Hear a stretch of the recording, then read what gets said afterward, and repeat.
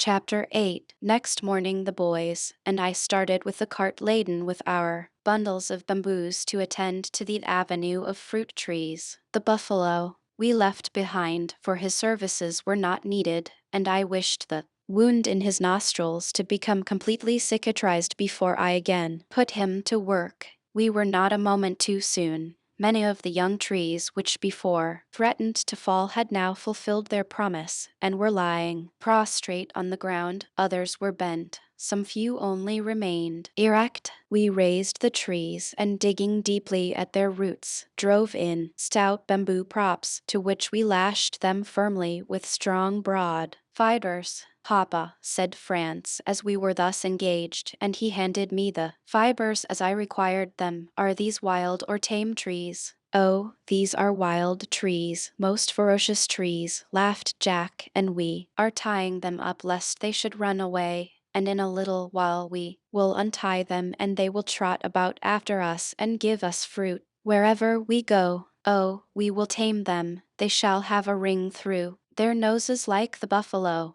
"That's not true," replied Franz gravely, "but there are wild and tame trees. The wild ones grow out in the woods like the crabapples, and the tame ones in the garden like the pears and peaches at home." "Which are these, Papa?" "They are not wild," I replied, "but grafted or cultivated, or, as you call them, tame trees. No European tree bears good fruit until it is grafted." I saw a puzzled look come over the little boy's face as he heard this new word, and I hastened to explain it. "Grafting," I continued, "is the process of inserting a slip or twig of a tree into what is called an eye, that is, a knot or hole in the branch of another. This twig or slip then grows and produces not such fruit as the original stock would have borne, but such as the tree from which it was taken would have produced. Thus, if we have a sour crab tree and an apple tree bearing fine Ribston pippins, we would take a slip of the latter, insert it in an eye of the former, and in a year or two the branch which it would then grow would be laden with good apples."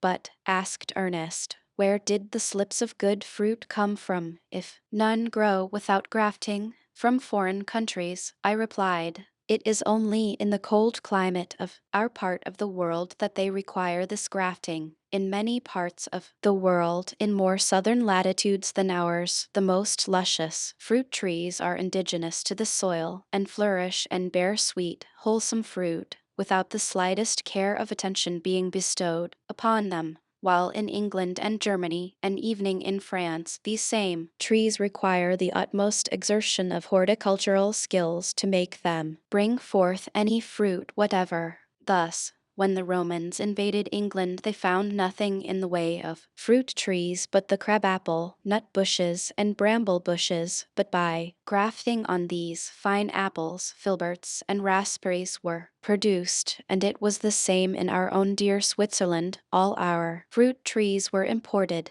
"Were cherries, father? May we not even call cherries Swiss? I always thought they grew nowhere else." "I am afraid we cannot even claim cherries as our own, not even the name of them. They are called cherries from Cerasus, a state of Pontus, in Asia, from where they were brought to Europe by Lucullus, a Roman general, about 70 years before Christ. Hazelnuts also come from Pontus. Walnuts, again, came originally from Persia. As for grapes, they are of the greatest antiquity. We hear, if you remember, of Noah cultivating vines, and they have been brought from one place to another until they now are to be found in most parts of the civilized world."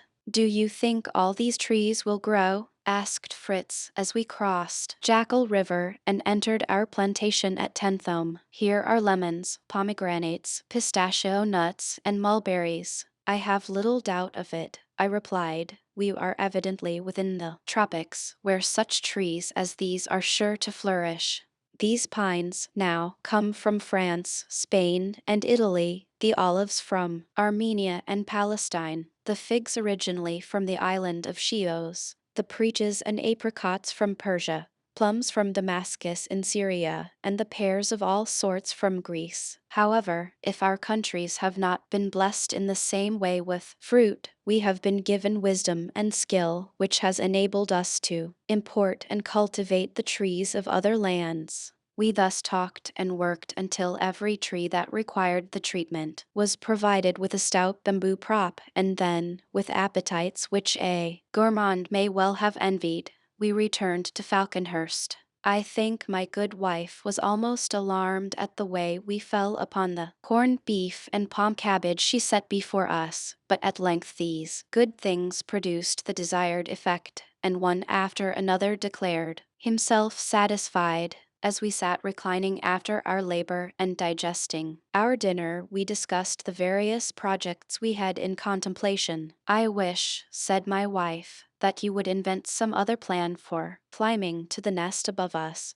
I think that the nest itself is perfect. I really wish for nothing better, but I should like to be able to get to it without scaling that dreadful ladder every time. Could you not make a flight of steps to reach it?" I carefully thought over the project and turned over every plan for its accomplishment. "It would be impossible, I am afraid," said I, "to make stairs outside, but within the trunk it may be done. More than once have I thought that this trunk may be hollow or partly so, and if such be the case our task would be comparatively easy. Did you not tell me the other day that you noticed bees coming from a hole in the tree?" "Oh, yes," said little France, "and I went to look at them and one flew right against my face and stung me, and I almost cried, but I didn't." "Brave little boy," said I. "Well, now, if the trunk be sufficiently hollow to contain a swarm of bees, it may be for all we can tell hollow the greater part of its length, for like the willow in our own country, it may draw all its nourishment through the bark, and in spite of its real unsoundness retain a flourishing appearance." Master Jack, practical as usual, instantly sprang to his feet to put my conjecture to the proof. The rest followed his example, and they were all soon climbing about like squirrels, peeping into the hole, and tapping the wood to discover by sound how far down the cavity extended. They forgot, in their eagerness, who were the tenants of this interesting trunk. They were soon reminded of it, however, for the bees, disturbed by this unusual noise, with an angry buzz burst out and in an instant attacked the causers of the annoyance. They swarmed round them, stung them on the hands, face, and neck, settled in their hair, and pursued them as they ran to me for assistance. It was with difficulty that we got rid of the angry insects and were able to attend to the boys. Jack, who had been the first to reach the hole, had fared the worst and was soon a most pitiable sight. His face swelled to an extraordinary degree, and it was only by the constant application of cold earth that the pain was alleviated. They were all eager to commence an organized attack upon the bees at once, but for an hour or more by reason of their pain they were unable to render me much assistance.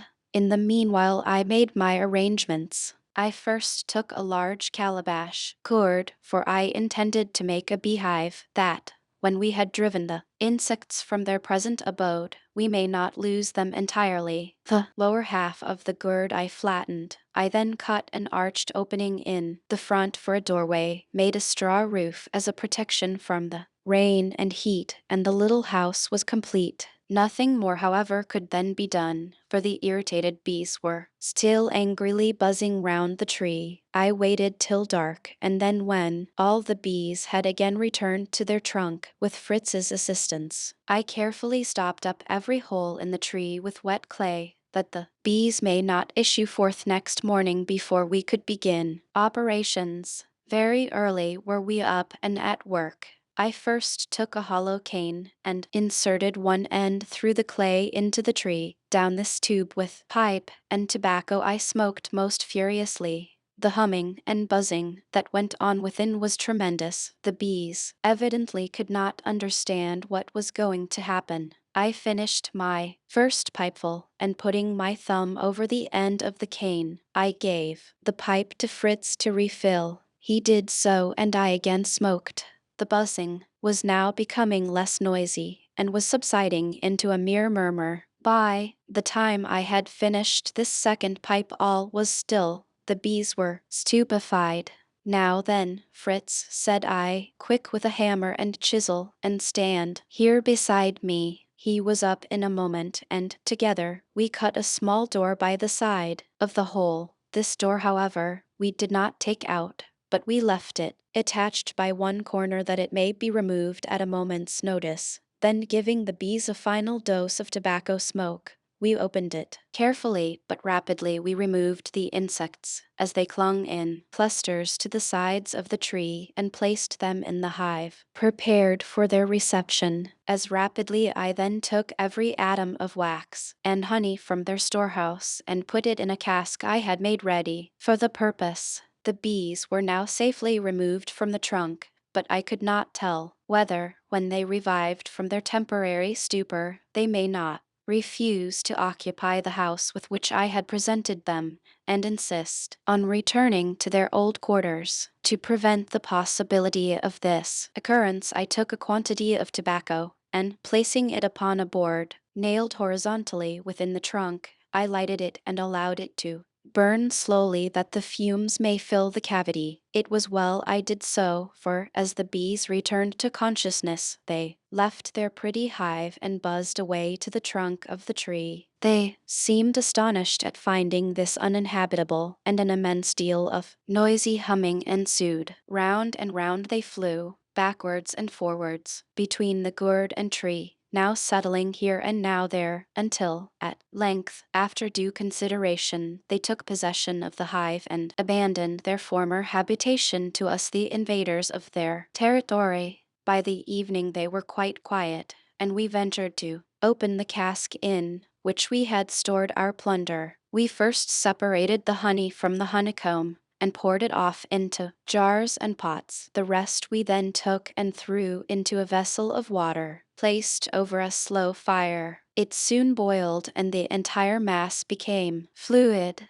This we placed in a clean canvas bag, and subjected to a heavy pressure. The honey was thus soon forced out, and we stored it in a cask, and though not perhaps quite equal to the former batch in quality, it was yet capital. The wax that remained in the bag I also carefully stored, for I knew it would be of great use to me in the manufacture of candles. Then, after a hard day's work, we turned in. The internal architecture of the tree had now to be attended to, and early the following morning we prepared for the laborious task.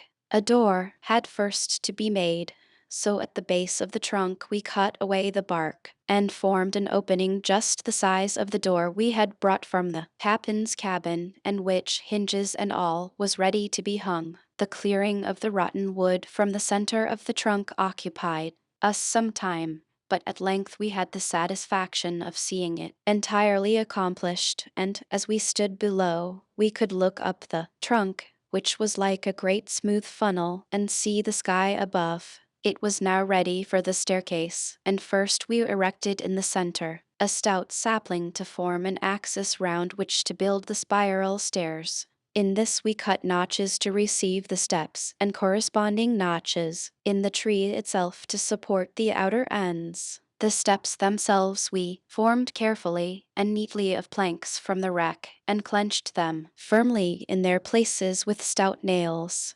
Upwards and upwards we built, cutting windows in the trunk as we required to admit light and air, until we were flush with the top of the center pole. On this pole we erected another to reach the top of the tree, and securing it firmly, built in the same way round it until we at length reached the level of the floor of the nest above. To make the ascent of the stairs perfectly easy, we ran a handrail on either side, one round the center pillar and the other following the curve of the trunk. This task occupied us a whole month, and by the end of that period, so accustomed had we become to having a definite piece of work before us, that we began to consider what other great alteration we should undertake. We were, however, of course not neglecting the details of our colonial establishment. There were all the animals to be attended to, The goats and sheep had both presented us with additions to our flock, and these frisky youngsters had to be seen after, to prevent them straying to any great distance, for we had no wish to lose them. We tied round their necks little bells, which we had found on board the wreck, and which would assist us to track them. Juno, too, had a fine litter of puppies, but, in spite of the entreaties of the children, I could not consent to keep more than 2, and the rest disappeared in that mysterious way in which puppies and kittens are wont to leave the earth. To console the mother, as he said, but also, I suspect, to save himself considerable trouble, Jack placed his little jackal beside the remaining puppies, and, to his joy, found it readily adopted. The other pets were also flourishing, and were being usefully trained. The buffalo, after giving us much trouble, had now become perfectly domesticated, and was a very useful beast of burden, besides being a capital steed for the boys. They guided him by a bar thrust through the hole in his nose, which was now perfectly healed, and this served the purpose just as a bit in the mouth of a horse. I began his education by securing round him a broad girth of buffalo hide, and fastening to it various articles to accustom him to carrying a burden. By degrees he permitted this to be done without making the slightest resistance, and soon carried the panniers before borne by the ass readily and willingly. I then made Master Nips sit upon his back and hold the reins I had prepared for him, that the animal may become accustomed to the feeling of a rider, and finally allowed Fritz himself to mount. The education of the eagle was not neglected. Fritz every day shot small birds for his food, and these he placed sometimes between the wide-spreading horns of the buffalo or goat, and sometimes upon the back of the great bustard, that he may become accustomed to pounce upon living prey. These lessons had their due effect, and the bird, having been taught to obey the voice and whistle of his master, was soon allowed to bring down small birds upon the wing, when he stooped and struck his quarry in most sportsmanlike manner. We kept him well away from the poultry yard lest his natural instincts should show themselves, and he should put an untimely end to some of our feathered pets. Neither was Master Nips allowed to remain idle, for Ernest, now that he was in his possession, wished to train him to be of some use. With Jack's help he made a little basket of rushes, which he so arranged with straps that it may be easily fitted onto the monkey's back. Thus equipped he was taught to mount cocoanut palms and other lofty trees, and to bring down their fruit in the hamper. Jack was not so successful in his educational attempts. Fangs, as he had christened his jackal, used his fangs truly, but only on his own account. Nothing could persuade him that the animals he caught were not at once to be devoured. Consequently, poor Jack was never able to save from his jaws anything but the tattered skin of his prey. Disheartened, however, he determined that Fangs could be trained, and that he would train him. These and such like employments afforded us the rest and recreation we required while engaged in the laborious task of staircase building. Among my minor occupations, I applied myself to the improvement of our candles. Though the former batch had greatly delighted us at first, yet we were soon obliged to acknowledge that the light they gave was imperfect, and their appearance was unsightly. My wife, too, begged me to find some substitute for the threads of our cotton neckties which I had previously used as wicks. Not what we today call neckties, but rather a soft band of cloth worn loosely around the neck and used as a sweatband to keep sweat and dirt from lodging in the neckband of the shirt. A collar at this time was a separate piece of cloth, buttoned on and worn only for at least semi-formal occasions. To give the proper shape and smoothness to the candles, I determined to use the bamboo molds I had prepared. My first idea was to pour the wax in at the end of the mold, and then, when the candles were cooled, to slip them out. But I was soon convinced that this plan would not succeed. I therefore determined to divide the molds lengthways, and then, having greased them well, we may pour the melted wax into the two halves bound tightly together, and so be able to take out the candles when cool without injuring them. The wicks were my next difficulty, and as my wife positively refused to allow us to devote our ties and handkerchiefs for the purpose, I took a piece of inflammable wood from a tree, a native of the Antilles, which I thought would serve our purpose. This I cut into long slips and fixed in the centers of the molds. My wife, too, prepared some wicks from the fibers of the carota tree, which she declared would beat mine completely out of the field. We put them to the proof. On a large fire we placed a pot, in which we prepared our wax mixture, half beeswax and half wax from the candleberries. The molds carefully prepared, half with carota fiber and half with wooden splint wicks, stood on their ends in a tub of cold water, ready to receive the wax. They were filled, the wax cooled, the candles taken out and subjected to the criticism of all hands. When night drew on, they were formally tested. The decision was unanimous. Neither gave such a good light as those with the cotton wicks, but evening my wife declared that the light from mine was far preferable to that emitted by hers, for the former, though rather flaring, burned brilliantly, while the latter gave out such a feeble and flickering flame that it was almost useless. I then turned shoemaker, for I had promised myself a pair of waterproof boots, and now determined to make them. Taking a pair of socks, I filled them with sand and then coated them over with a thin layer of clay to form a convenient mold. This was soon hardened in the sun and was ready for use. Layer after layer of caoutchouc I brushed over it, allowing each layer to dry before the next was put on, until at length I considered that the shoes were of sufficient thickness. I dried them, broke out the clay, secured with nails a strip of buffalo hide to the soles, brushed that over with caoutchouc,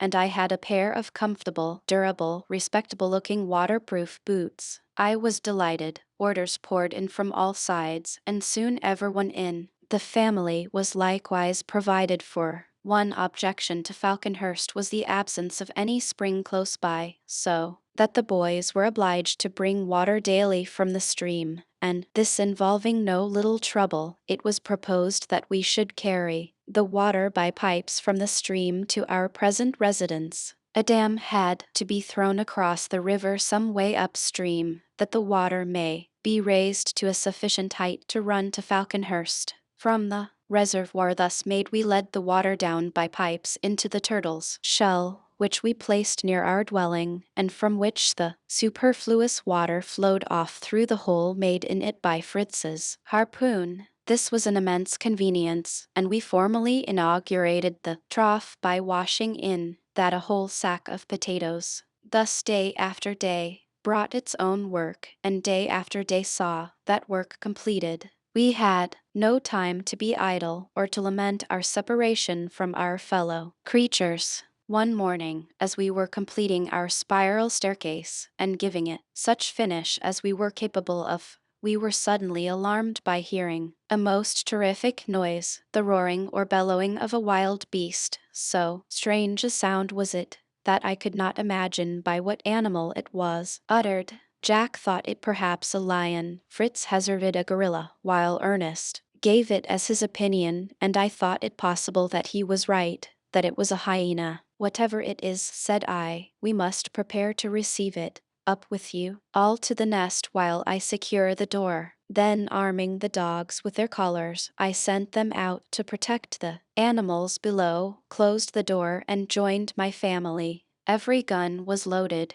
every eye was upon the watch. The sound drew nearer, and then all was still. Nothing was to be seen. I determined to descend and reconnoiter, and Fritz and I carefully crept down. With our guns at full cock, we glided amongst the trees. Noiselessly and quickly, we pushed on further and further. Suddenly, close by, we heard the terrific sound again. Fritz raised his gun, but almost as quickly again dropped it, and burst into a hearty fit of laughter. There was no mistaking those dulcet tones. Hee-haw, hee-haw, hee-haw, resounded through the forest, and our ass braying his approach right, merrily appeared in sight. To our surprise, however, our friend was not alone. Behind him trotted another animal, an ass no doubt, but slim and graceful as a horse. We watched their movements anxiously. Fritz, I whispered, that is an onager. Creep back to Falconhurst and bring me a piece of cord.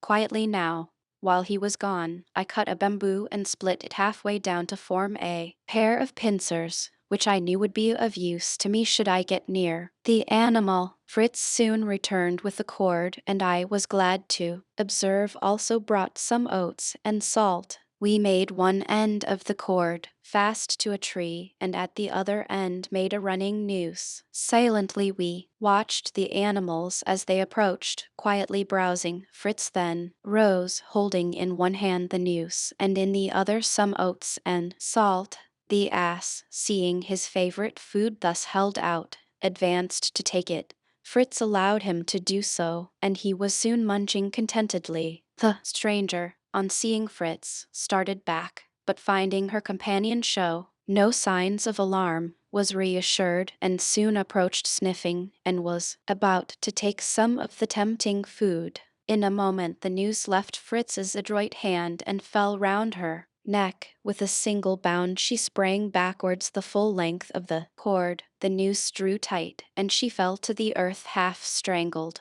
I at once ran up, loosened the rope, and replaced it by a halter, and, placing the pincers upon her nose, secured her by two cords fastened between two trees, and then left her to recover herself.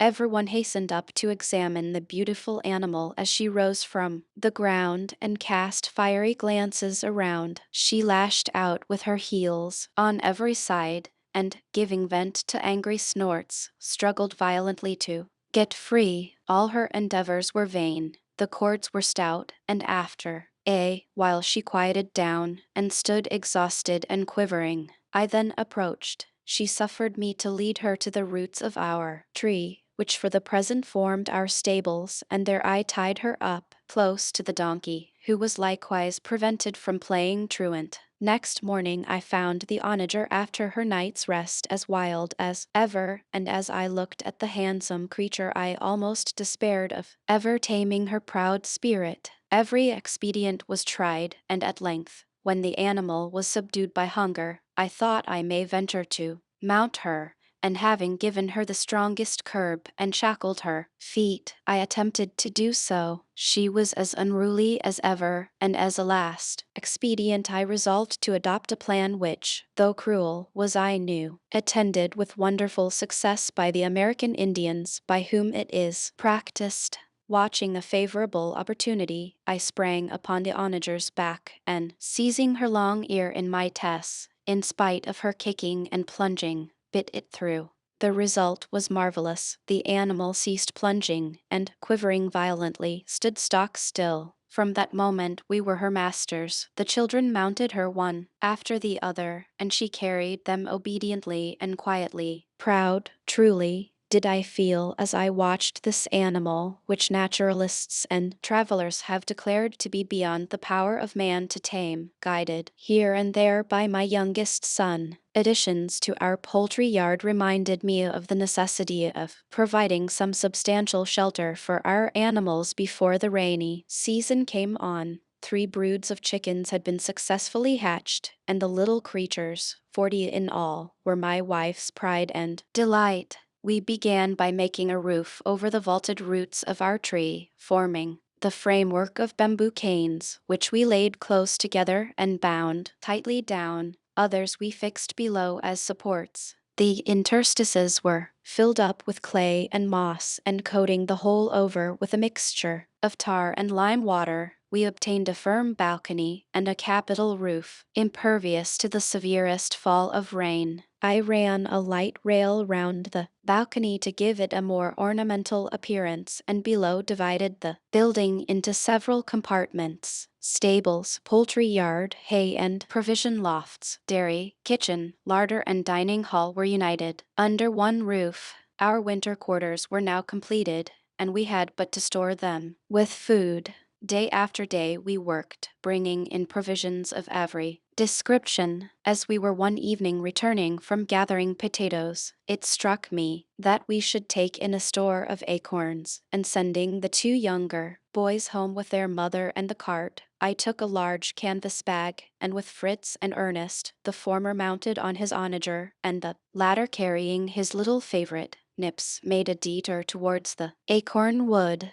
We reached the spot, tied Lightfoot to a neighboring tree, and began rapidly to fill the sack. As we were thus engaged, Nips sprang suddenly into a bush close by, from which, a moment afterwards, issued such strange cries that Ernest followed to see what could be the matter. "Come," he shouted, "come and help me. I've got a couple of birds and their eggs. Quick, ruffed grouse." We hurried to the spot. There was Ernest with a fluttering, screaming bird in either hand, while, with his foot, he was endeavoring to prevent his greedy little monkey from seizing the eggs. We quickly tied the legs of the birds, and removing the eggs from the nest, placed them in Ernest's hat, while he gathered some of the long, broad grass with which the nest was woven, and which grew luxuriantly around for France to play at sword drill with. We then loaded the onager with the acorns and moved homewards.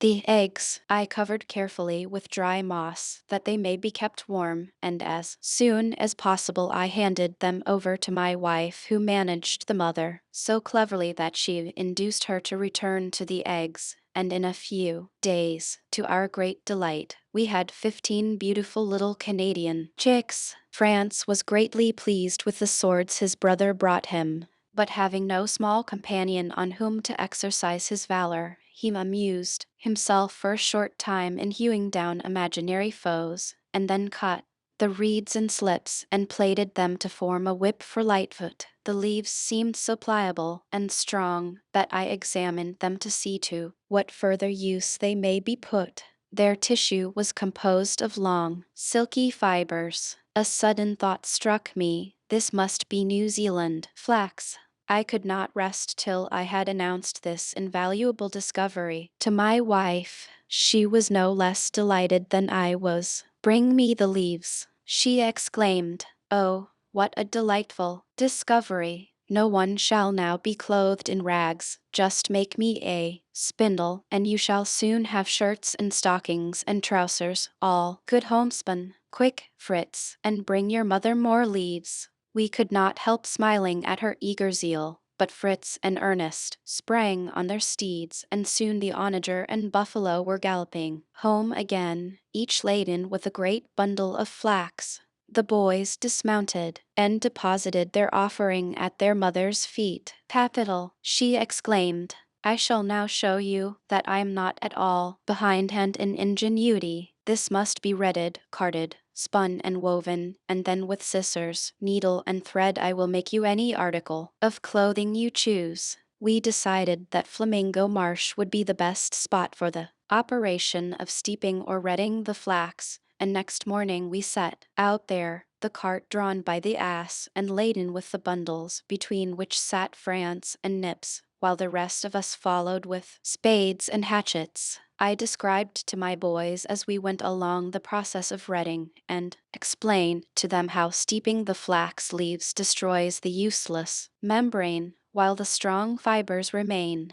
As we were employed in making beds for the flax, and placing it in them, we observed several nests of the flamingo. These are most curiously and skillfully made of glutinous clay, so strong that they can neither be overturned nor washed away. They are formed in the shape of blunted cones and placed point downwards. At the upper and broader end is built a little platform to contain the eggs, on which the female bird sits, with her long legs in the water on either side, until the little birds are hatched and can take to the water. For a fortnight we left the flax to steep, and then taking it out and drying it thoroughly in the sun, stored it for future use at Falconhurst. Daily did we load our cart with provisions to be brought to our Winter quarters, manioc, potatoes, coconuts, sweet acorns, sugar canes, were all collected and stored in abundance for grumbling. Thunder, lowering skies, and sharp showers warned us that we had no time to lose. Our corn was sowed, our animals housed, our provisions stored, when down came the rain. To continue in our nest we found impossible, and we were obliged to retreat to the trunk,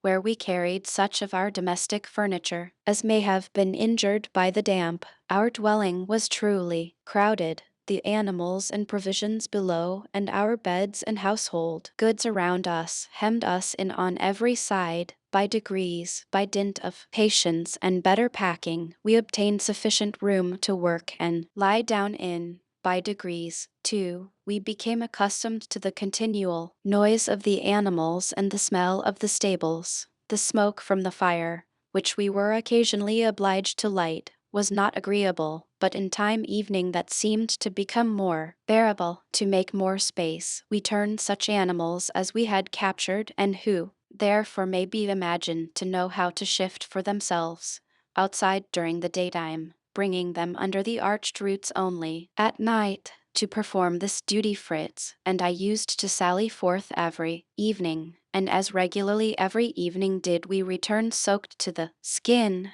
To obviate this, my wife, who feared these continual wettings may injure our health, contrived waterproofs. She brushed on several layers of caoutchouc over stout shirts, to which she attached hoods. She then fixed to these duck trousers and thus prepared for each of us a complete waterproof suit, clad in which we may brave the severest rain. In spite of our endeavors to keep ourselves busy, the time dragged heavily. Our mornings were occupied in tending the animals. The boys amused themselves with their pets and assisted me in the manufacture of carding combs and a spindle for their mother. The combs I made with nails, which I placed head downwards on a sheet of tin about an inch wide. Holding the nails in their proper positions, I poured solder round their heads to fix them to the tin, which I then folded down on either side of them to keep them perfectly firm. In the evening, when our room was illuminated with wax candles, I wrote a journal of all the events which had occurred since our arrival in this foreign land, and while my wife was busy with her needle and Ernest making sketches of birds, beasts, and flowers with which he had met during the past months, Fritz and Jack taught little France to read. Week after week rolled by. Week after week saw us still close prisoners. Chapter 9. The winds at length were lulled. The sun shot his brilliant rays through the riven clouds. The rain ceased to fall. Spring had come. No prisoners set at liberty could have felt more joy than we did as we stepped forth from our winter abode, refreshed our eyes with the pleasant verdure around us, and our ears with the merry songs of a thousand happy birds, and drank in the pure balmy air of spring. Our plantations were thriving vigorously. The seed we had sown was shooting through the moist earth. All nature was refreshed. Our nest was our first care, filled with leaves, and broken and torn by the wind. It looked truly dilapidated. We worked hard, and in a few days it was again habitable. My wife begged that I would now start her with the flax, and as early as possible I built a drying oven and then prepared it for her use. I also, after some trouble, manufactured a beetle reel and spinning wheel, and she and France were soon hard at work, the little boy reeling off the thread his mother spun. I was anxious to visit Tentham, for I feared that much of our precious stores may have suffered. Fritz and I made an excursion there. The damage done to Falconhurst was as nothing compared to the scene that awaited us.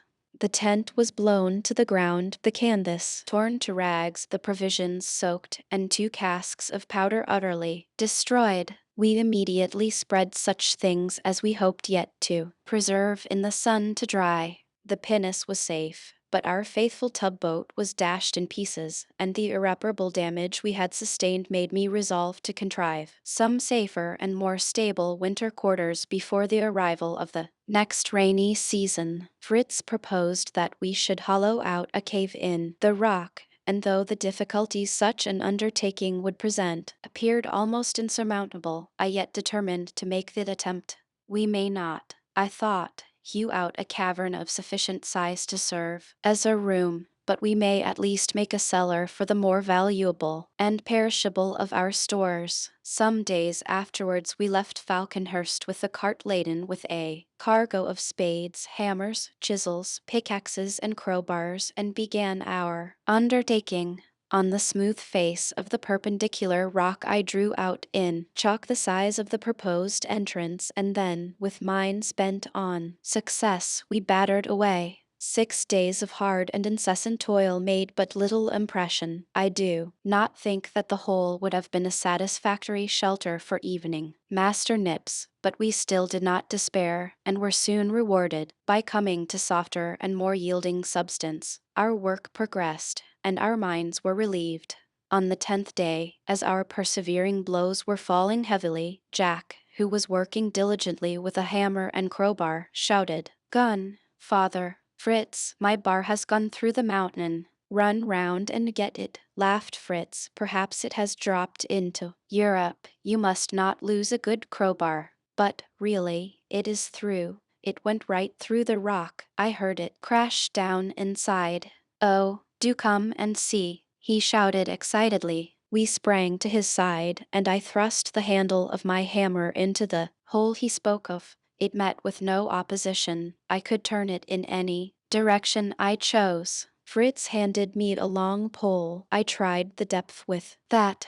Nothing could I feel. A thin wall, then, was all that intervened between us and a great cavern. With a shout of joy, the boys battered vigorously at the rock. Piece by piece fell, and soon the hole was large enough for us to enter. I stepped near the aperture, and was about to make a further examination, when a sudden rush of poisonous air turned me giddy, and shouting to my sons to stand off, I leaned against the rock. When I came to myself I explained to them the danger of approaching any cavern or other place where the air has for a long time been stagnant. Unless air is incessantly renewed it becomes vitiated, I said, and fatal to those who breathe it.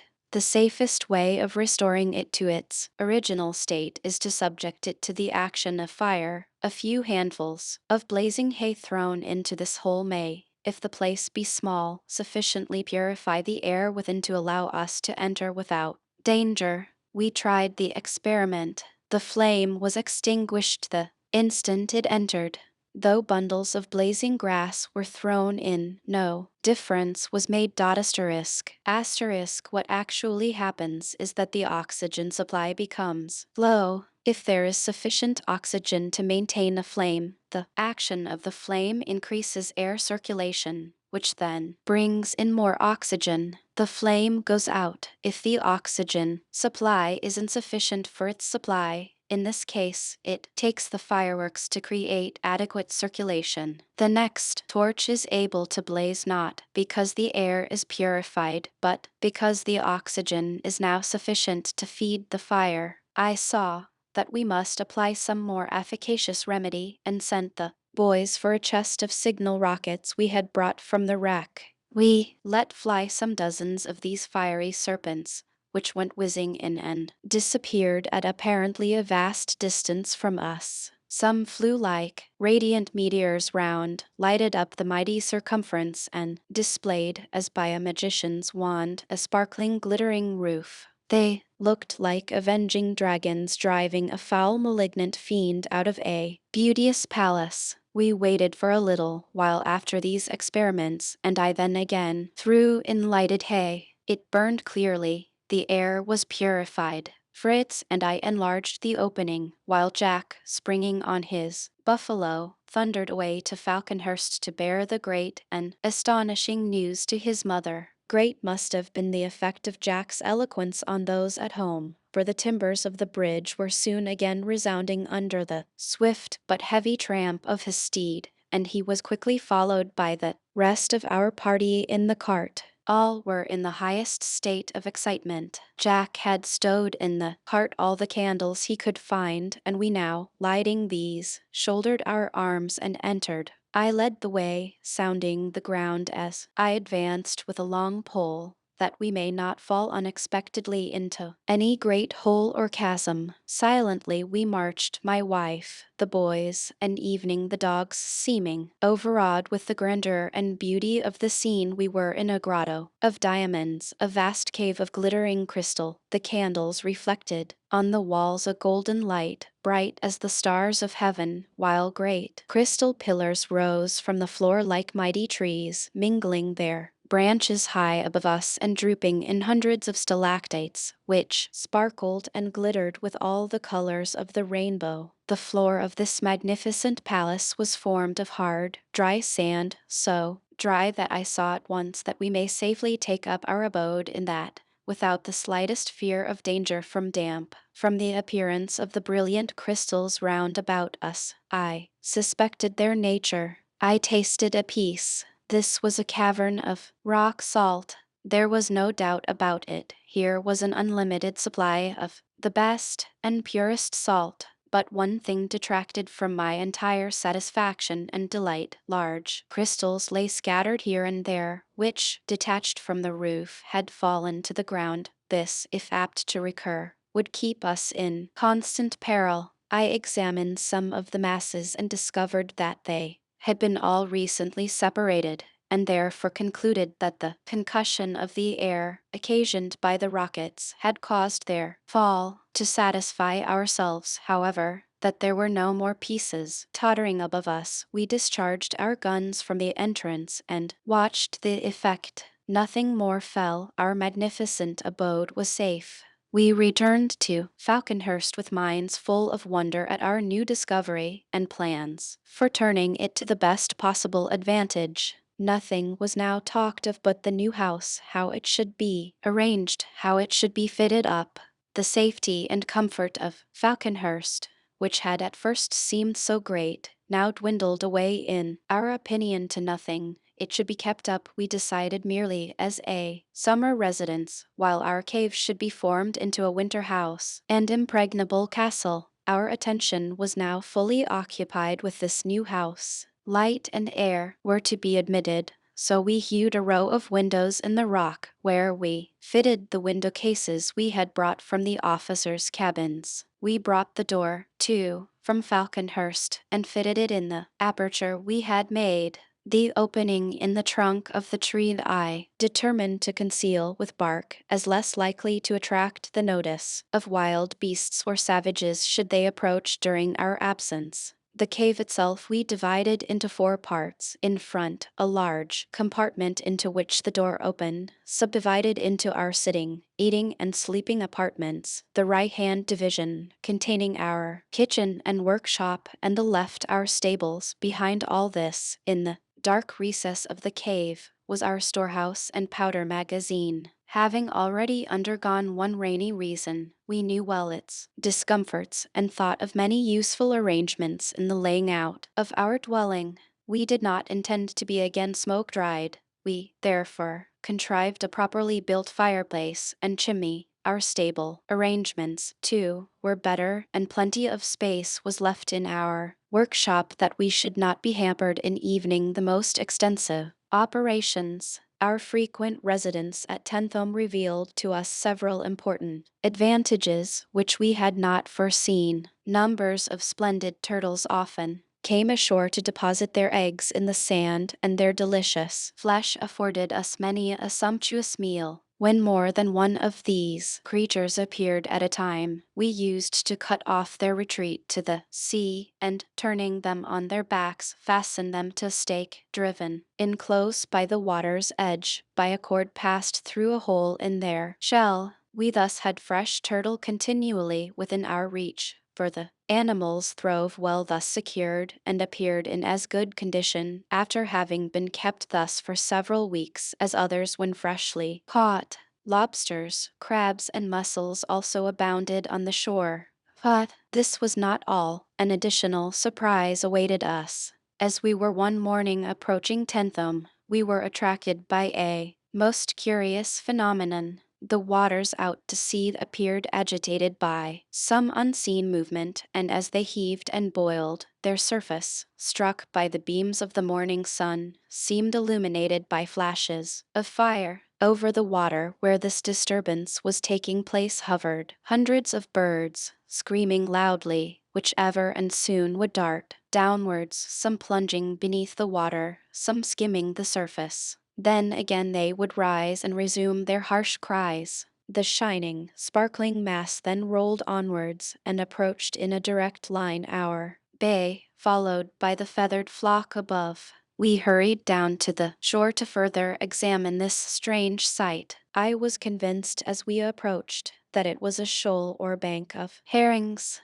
No sooner did I give utterance to my conjecture than I was assailed by a host of questions concerning this herring bank, what it was, and what occasioned it. A herring bank, I said, is composed of an immense number of herrings swimming together. I can scarcely express to you the huge size of this living bank, which extends over a great area many fathoms deep. It is followed by numbers of great ravenous fish, who devour quantities of the herrings, while above hover birds, as you have just seen, ready to pounce down on stragglers near the top. To escape these enemies, the shoal makes for the nearest shore and seeks safety in those shallows where the large fish cannot follow.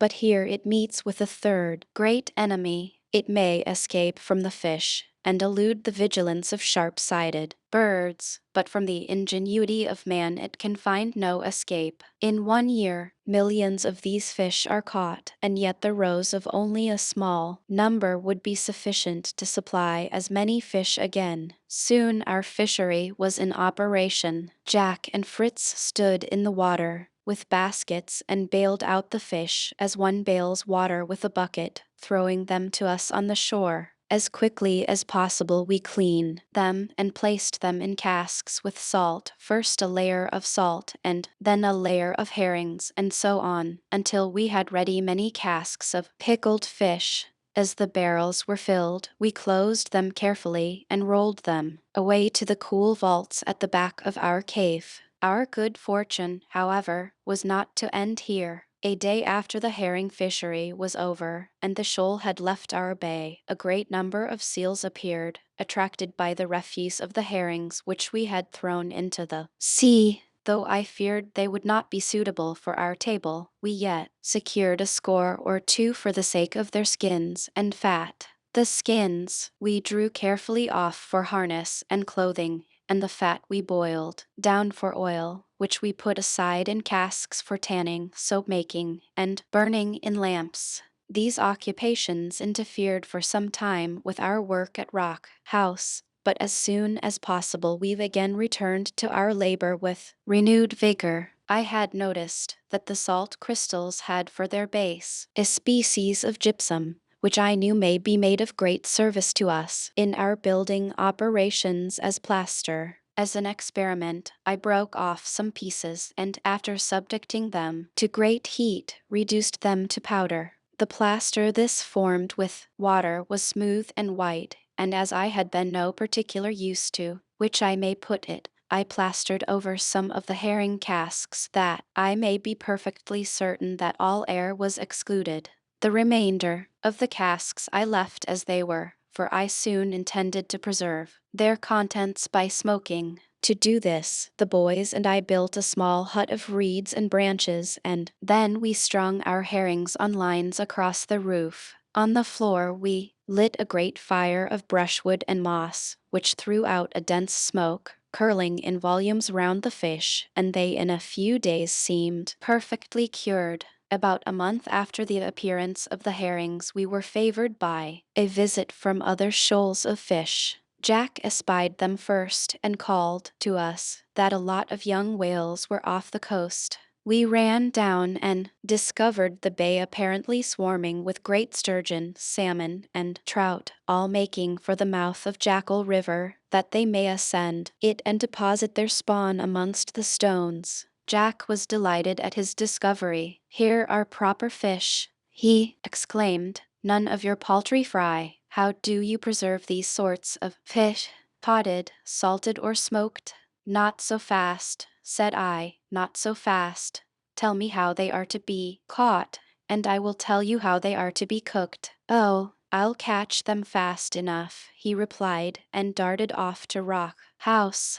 While I was still puzzling my brains as to how I should set to work, he returned with his fishing apparatus in hand, a bow and arrow, and a ball of twine. At the arrowhead he had fastened a barbed spike, and had secured the arrow to the end of the string. Armed with this weapon, he advanced to the river's edge. His arrow flew from the bow, and, to my surprise, struck one of the largest fish in the side. Help, father, help, he cried as the great fish darted off, carrying arrow and all with it. Help, or he will pull me into the water. I ran to his assistance, and together we struggled with the finny monster. He pulled tremendously and lashed the water around him, but we held the cord fast, and he had no chance of escape. Weaker and weaker grew his struggles, and at length, exhausted by his exertions and loss of blood, he allowed us to draw him ashore. He was a noble prize, and Fritz and Ernest, who came up just as we completed his capture, were quite envious of Jack's success.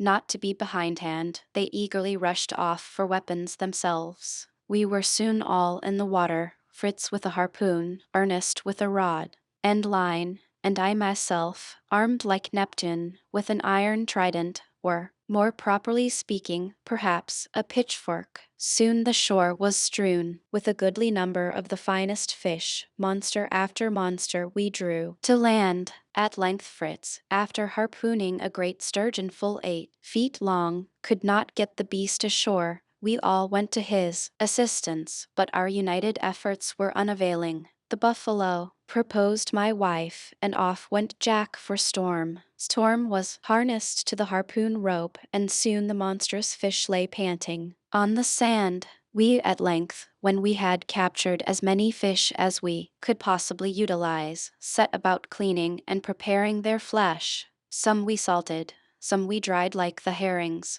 some we treated like the tunny of the Mediterranean. We prepared them in oil. Of the roe of the sturgeon I decided to form caviar, the great Russian dish. I removed from it all the membranes by which it is surrounded, washed it in vinegar, salted it, pressed out all the moisture caused by the water-absorbing properties of the salt, packed it in small barrels, and stowed it away in our storehouse. I knew that of the sturgeon's bladder the best isinglass is made, so, carefully collecting the air bladders from all those we had killed, I washed them and hung them up to stiffen. The outer coat or membrane I then peeled off, cutting the remainder into strips, technically called staples. These staples I place in an iron pot over the fire, and when they had been reduced to a proper consistency, I strained off the glue through a clean cloth and spread it out on a slab of stone in thin layers, letting them remain until they were dry. The substance I thus obtained was beautifully transparent and promised to serve as an excellent substitute for glass in our window frames. Fortunately, in this beautiful climate little or no attention was necessary to the kitchen garden. The seeds sprang up and flourished, without apparently the slightest regard for the time or season of the year. Peas, beans, wheat, barley, rye, and Indian corn seemed constantly ripe, while cucumbers, melons, and all sorts of other vegetables grew luxuriantly. The success of our garden at Tentham encouraged me to hope that my experiment at Falconhurst had not failed, and one morning we started to visit the spot. As we passed by the field from which the potatoes had been dug, we found it covered with barley, wheat, rye, and peas in profusion. I turned to my wife in amazement. "Where has this fine crop sprung from?" said I. "From the earth," she replied, laughing, "where France and I sowed the seed I brought from the wreck. The ground was ready tilled by you and the boys. All we had to do was to scatter the seed." I was delighted at the sight, and it augured well, I thought, for the success of my maize plantation. We hurried to the field. The crop had truly grown well, and what was more, appeared to be duly appreciated. A tremendous flock of feathered thieves rose as we approached. Amongst them Fritz espied a few ruffed grouse, and, quick as thought, unhooding his eagle, he started him off in chase, then sprang on his onager and followed at full gallop. His noble bird marked out the finest grouse, and, soaring high above it, stooped and bore his prey to the ground. Fritz was close at hand, and springing through the bushes he saved the bird from death, hooded the eagle's eyes, and returned triumphantly. Jack had not stood idle, for slipping his pet fangs, he had started him among some quails who remained upon the field, and to my surprise the jackal secured some dozen of the birds, bringing them faithfully to his master's feet. We then turned our steps towards Falconhurst, where we were refreshed by a most delicious drink my wife prepared for us. The stems of the young Indian corn crushed, strained, and mixed with water and the juice of the sugar cane. We then made preparations for an excursion the following day, for I wished to establish a sort of semi-civilized farm at some distance from Falconhurst, where we may place some of our animals which had become too numerous with our limited means to supply them with food. In the large cart, to which we harnessed the buffalo, cow, and ass, we placed a dozen fowls, 4 young pigs, 2 couple of sheep, and as many goats, and a pair of hens and 1 cock grouse. Fritz led the way on his onager, and by a new track we forced a passage through the woods and tall grasses towards Cape Disappointment. The difficult march was at length over, and we emerged from the forest upon a large plain covered with curious little bushes. The branches of these little shrubs and the ground about them were covered with pure white flakes. "Snow, snow!" exclaimed France. "Oh, mother, come down from the cart and play snowballs. This is jolly, much better than the ugly rain." I was not surprised at the boy's mistake, for truly the flakes did look like snow. But before I could express my opinion, Fritz declared that the plant must be a kind of dwarf cotton tree. We approached nearer and found he was right. Soft fine wool enclosed in pods, and still hanging on the bushes or lying on the ground, abounded in every direction. We had truly discovered this valuable plant. My wife was charmed, and gathering a great quantity in 3 capacious bags, we resumed our journey. Crossing the cotton field, we ascended a pretty wooded hill. The view from the summit was glorious, luxuriant grass at our feet stretching down the hillside, dotted here and there with shady trees, among which gushed down a sparkling brook, while below lay the rich green forest, with the sea beyond. What better situation could we hope to find for our new farm? Pasture, water, shade, and shelter, all were here. We pitched our tent, built our fireplace, and, leaving my wife to prepare our repast, Fritz and I selected a spot for the erection of our shed. We soon found a group of trees so situated that the trunks would serve as posts for our intended building. There we carried all our tools, and then, as the day was far advanced, enjoyed our supper and lay down upon most comfortable beds which my wife had prepared for us with the cotton. The group of trees we had selected was exactly suited to our purpose, for it formed a regular rectilinear figure, the greatest side of which faced the sea. I cut deep mortises in the trunks about 10 feet from the ground, and again 10 feet higher up to form a second story. In these mortises I inserted beams, thus forming a framework for my building, and then, making a roof of laths, I overlaid it with bark, which I stripped from a neighboring tree, and fixed with acacia thorns, and which would effectually shoot off any amount of rain. While clearing up the scraps of bark and other rubbish for fuel for our fire, I noticed a peculiar smell, and stooping down I picked up pieces of the bark, some of which, to my great surprise, I found was that of the terebinth tree, and the rest that of the American fir. The goats, too, made an important discovery amongst the same heap,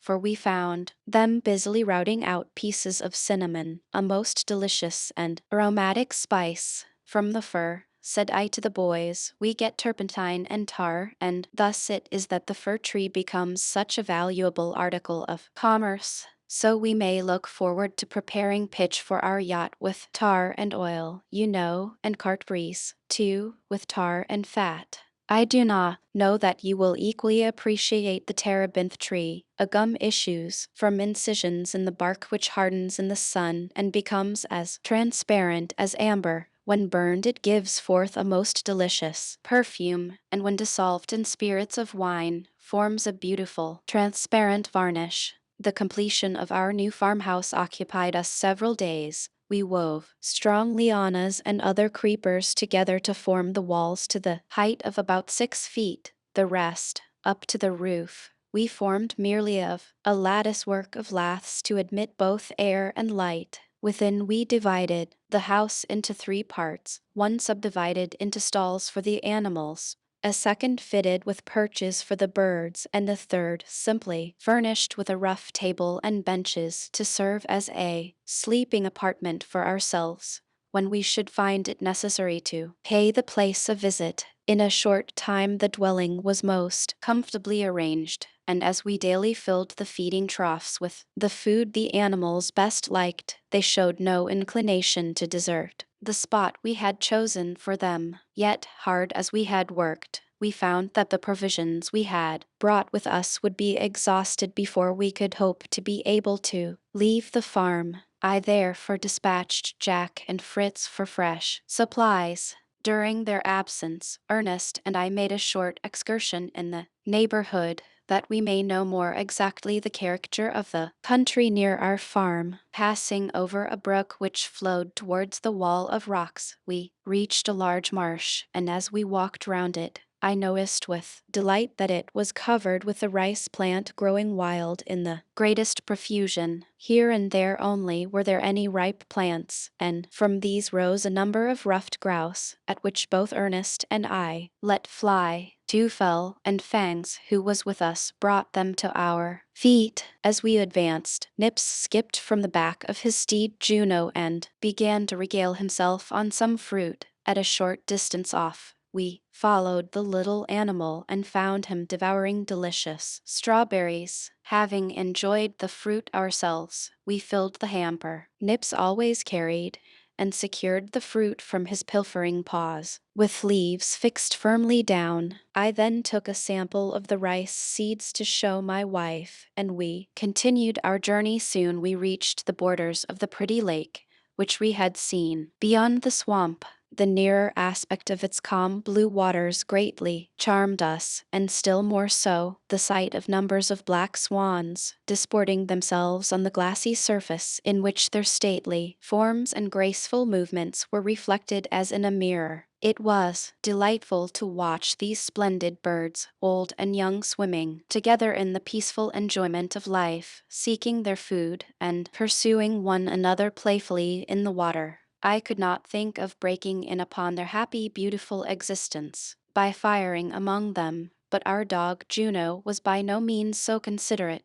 for all at once I heard a plunge, and saw her drag out of the water a most peculiar-looking creature, something like a small otter, but not above 22 inches in length, which she would have torn to pieces had we not hurried up and taken it from her. This curious little animal was of a soft dark brown color, the fur being of a lighter shade under the belly. Its feet were furnished with large claws and also completely webbed, the head small, with deeply set eyes and ears, and terminating in a broad flat bill like that of a duck. This singularity seemed to us so droll that we both laughed heartily, feeling at the same time much puzzled to know what sort of animal it could possibly be. For want of a better, we gave it the name of the beast with a bill asterisk, and Ernest willingly undertook to carry it, that it may be stuffed and kept as a curiosity, asterisk a platypus. The next time they encounter one, he knows its name.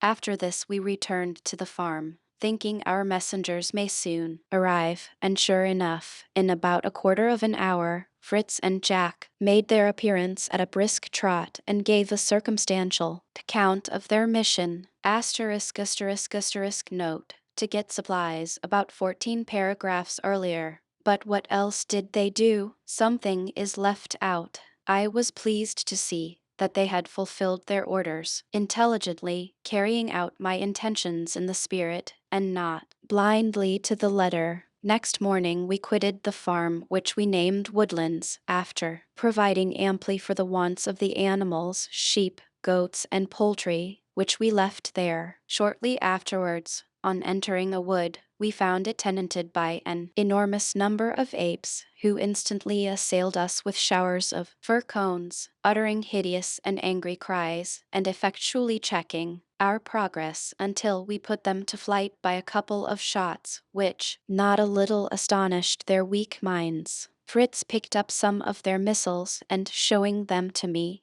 I recognized the cone of the stone pine. By all means gather some of these cones, boys, said I. You will find the kernel has a pleasant taste, like almonds, and from it we can, by pressing, obtain an excellent oil. Therefore I should like to carry some home with us.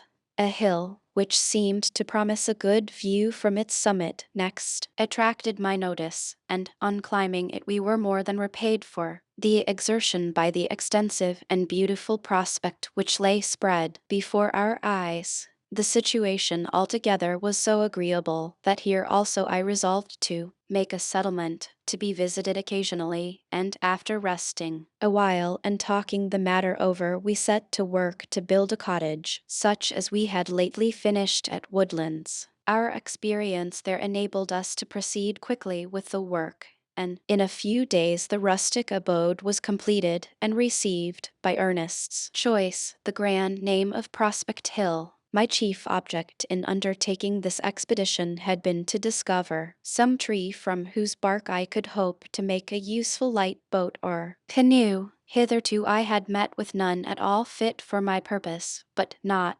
despairing of success, I began, when the cottage was built, to examine carefully the surrounding woods, and after considerable trouble, came upon two magnificent tall straight trees, the bark of which seemed something like that of the birch. Selecting one whose trunk was to a great height, free from branches, we attached to one of the lower of these boughs the rope ladder we had with us, and Fritz ascending it, cut the bark through in a circle. I did the same at the foot of the tree, and then, from between the circles, we took a narrow perpendicular slip of bark entirely out, so that we could introduce the proper tools by which gradually to loosen and raise the main part, so as finally to separate it from the tree, uninjured and entire. This we found possible, because the bark was moist and flexible. Great care and exertion were necessary, as the bark became detached, to support it, until the whole was ready to be let gently down upon the brass.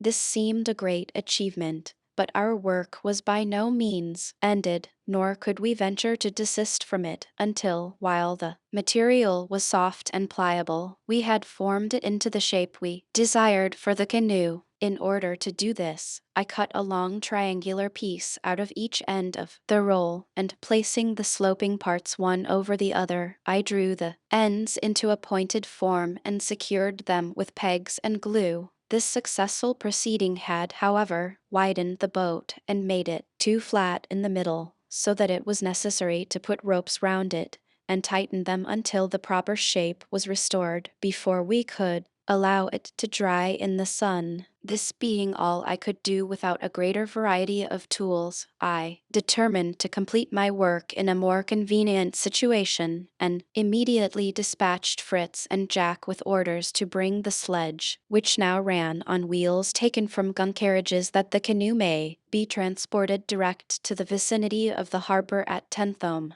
During their absence I fortunately found some wood naturally curved, just suited for ribs to support and strengthen the sides of the boat. When the two lads returned with the sledge, it was time to rest for the night, but with early dawn we were again busily at work. The sledge was loaded with the new boat and everything else we could pack into it, and we turned our steps homewards, finding the greatest difficulty, however, in getting our vehicle through the woods. We crossed the bamboo swamp, where I cut a fine mast for my boat, and came, at length, to a small opening or defile in the ridge of rocks, where a little torrent rushed from its source down into the larger stream beyond. Here we determined to make a halt, in order to erect a great earth wall across the narrow gorge, which, being thickly planted with prickly pear, Indian fig, and every thorny bush we could find, would in time form an effectual barrier against the intrusion of wild beasts, the cliffs being, to the best of our belief, in every other part, inaccessible. For our own convenience we retained a small winding path through this barrier, concealing and defending it with piles of branches and thorns, and also we contrived a light drawbridge over the stream, so that we rendered the pass altogether a very strong positron, should we ever have to act on the defensive. This work occupied 2 days, and continuing on our way, we were glad to rest at Falconhurst before arriving quite tired and worn out at Tentham. It took some time to recruit our strength after this long and fatiguing expedition, and then we vigorously resumed the task of finishing the canoe. The arrangements, I flattered myself, were carried out in a manner quite worthy of a shipbuilder. A mast, sails, and paddles were fitted, but my final touch, although I prized it highly and considered it a grand and original idea, would no doubt have excited only ridicule and contempt had it been seen by a naval man. My contrivance was this. I had a couple of large airtight bags made of the skins of the dogfish, well tarred and pitched, inflated, and made fast on each side of the boat,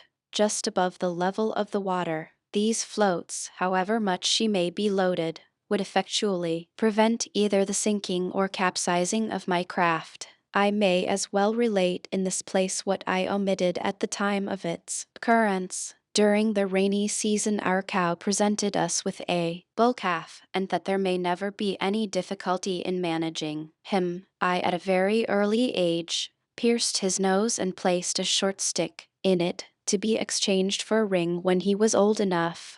The question now came to be, who should be his master, and to what should we train him? Why not teach him, said Fritz, to fight with wild animals and defend us, like the fighting bulls of the Hottentots? That would be really useful. I am sure I should much prefer a gentle bull to a fighting one, exclaimed his mother. But do you mean to say tame oxen can be taught to act rationally on the defensive? I can but repeat what I have heard or read, replied I, as regards the race of Hottentots who inhabit the south of Africa, among all sorts of wild and ferocious animals. The wealth of these people consists solely in their flocks and herds, and for their protection they train their bulls to act as guards. These courageous animals keep the rest from straying away, and when danger threatens, they give instant notice of it, drive the herd together in a mass, the calves and young cows being placed in the center. Around them the bulls and strong oxen make a formidable circle, with their horned heads turned to the front, offering determined resistance to the fiercest foe. These fighting bulls will evening sometimes rush with dreadful bellowing to meet the enemy, and should it be a mighty lion or other strong and daring monster, sacrifice their own lives in defense of the herd. It is said that formerly, when Hottentot tribes made war on one another, it was not unusual to place a troop of these stout-hearted warriors in the van of the little army, when their heroism led to decisive victory on one side or the other. But, continued I, although I can see you are all delighted with my description of these fine warlike animals, I think we had better train this youngster to be a peaceable bull. Who is to have charge of him? Ernest thought it would be more amusing to train his monkey than a calf. Jack, with the buffalo and his hunting jackal, had quite enough on his hands. Fritz was content with the onager. Their mother was voted mistress of the old gray donkey, and I myself being superintendent-in-chief of the whole establishment of animals, there remained only little France, to whose special care the calf could be committed. What say you, my boy? Will you undertake to look after this little fellow? Oh yes, father, he replied.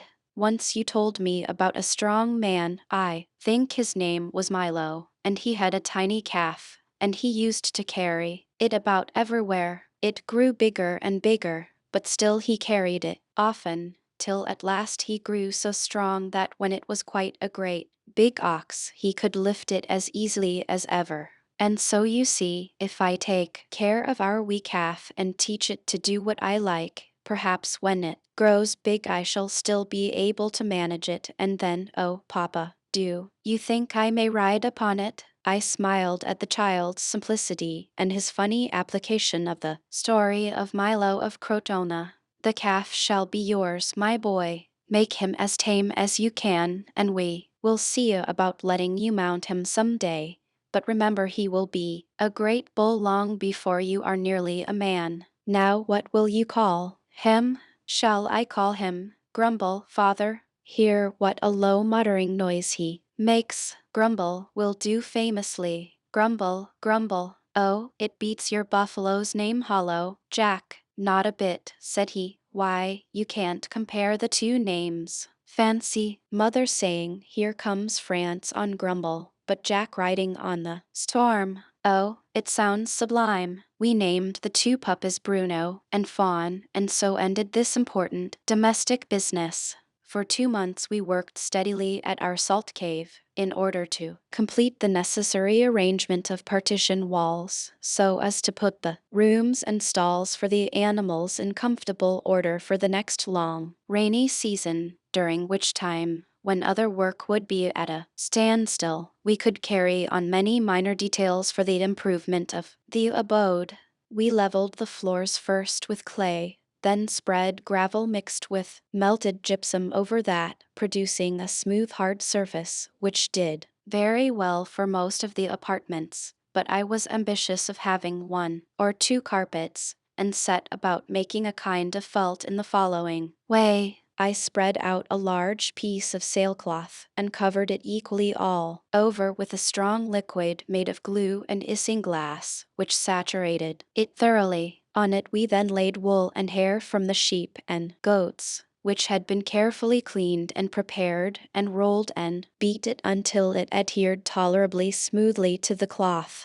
Finally it became, when perfectly dry, a covering for the floor of our sitting room, by no means to be despised. One morning, just after these labors at the salt cave were completed, happening to awake unusually early, I turned my thoughts, as I lay waiting for sunrise, to considering what length of time we had now passed on this coast, and discovered, to my surprise, that the very next day would be the anniversary of our escape from the wreck. My heart swelled with gratitude to the gracious God, who had then granted us deliverance, and ever since had loaded us with benefits, and I resolved to set tomorrow apart as a day of thanksgiving, in joyful celebration of the occasion. My mind was full of indefinite plans when I rose, and the day's work began as usual. I took care that everything should be cleaned, cleared, and set in order both outside and inside our dwelling, none, however, suspecting that there was any particular object in view. Other more private preparations I also made for the next day. At supper I made the coming event known to the assembled family. Good people, do you know that tomorrow is a very great and important day?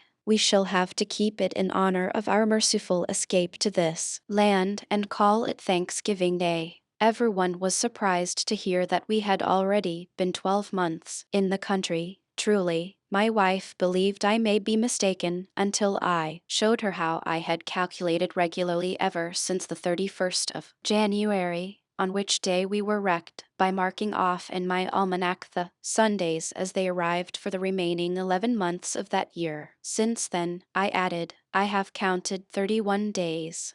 This is the 1st of February. We landed on the 2nd. Therefore tomorrow is the anniversary of the day of our escape. As my bookseller has not sent me an almanac for the present year, we must henceforth reckon for ourselves. Oh, that will be good fun for us, said Ernest. We must have a long stick, like Robinson Crusoe, and cut a notch in it every day, and count them up every now and then. to see how the weeks and months and years go by. That is all very well, if you know for certain the number of days in each month and in the year. What do you say, Ernest?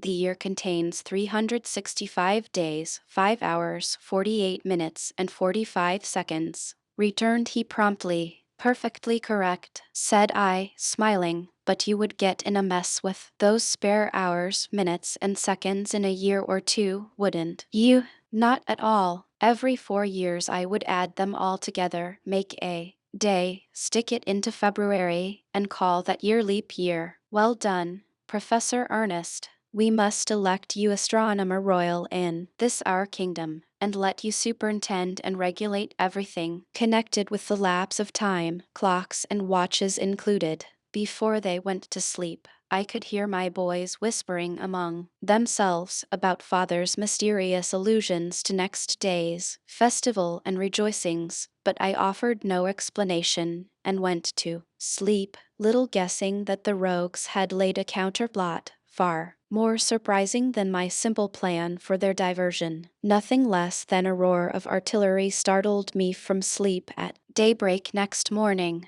I sprang up and found my wife as much alarmed as I was by the noise, otherwise I should have been inclined to believe it. Fancy, Fritz, dress quickly and come with me, cried I, turning to his hammock. Lo, it was empty. Neither he nor Jack were to be seen. Altogether bewildered, I was hastily dressing when their voices were heard, and they rushed in shouting, "Hurrah! Didn't we rouse you with a right good thundering salute?" But perceiving at a glance that we had been seriously alarmed, Fritz hastened to apologize for the thoughtless way in which they had sought to do honor to the day of Thanksgiving, without considering that an unexpected cannon shot would startle us unpleasantly from our slumbers. We readily forgave the authors of our alarm in consideration of the good intention which had prompted the deed, and satisfied that the day had at least been duly inaugurated. We all went quietly to breakfast. Afterwards we sat together for a long time, enjoying the calm beauty of the morning, and talking of all that had taken place on the memorable days of the storm a year ago, for I desired that the awful events of that time should live in the remembrance of my children with a deepening sense of gratitude of our deliverance. Therefore I read aloud passages from my journal, as well as many beautiful verses from the Psalms, expressive of joyful praise and thanksgiving, so that evening the youngest among us was impressed and solemnized at the recollections of escape from a terrible death, and also led to bless and praise the name of the Lord our deliverer. Dinner followed shortly after this happy service, and I then announced for the afternoon a grand display of athletic sports, in which I and my wife were to be spectators and judges. Father,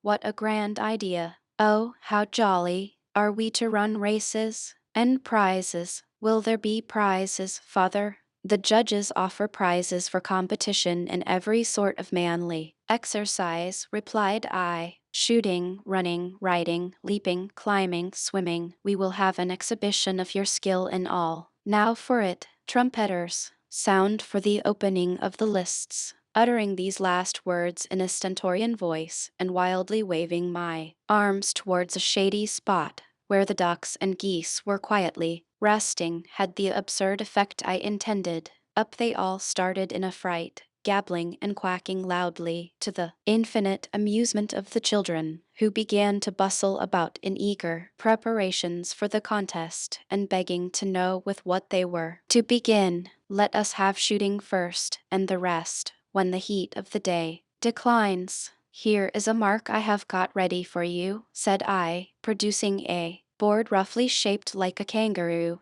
and of about the size of one. This target was admired, but Jack could not rest satisfied till he had added ears and a long leather strap for a tail. It was then fixed in the attitude most characteristic of the creature, and the distance for firing measured off. Each of the 3 competitors was to fire twice. Fritz hit the kangaroo's head each time, Ernest hit the body once, and Jack, by a lucky chance, shot the ears clean away from the head, which feat raised a shout of laughter. A second trial with pistols ensued, in which Fritz again came off victor. Then, desiring the competitors to load with small shot, I threw a little board as high as I possibly could up in the air, each in turn, aiming at and endeavoring to hit it before it touched the ground. In this I found, to my surprise, that the sedate Ernest succeeded quite as well as his more impetuous brother Fritz. As for Jack, his flying board escaped wholly uninjured.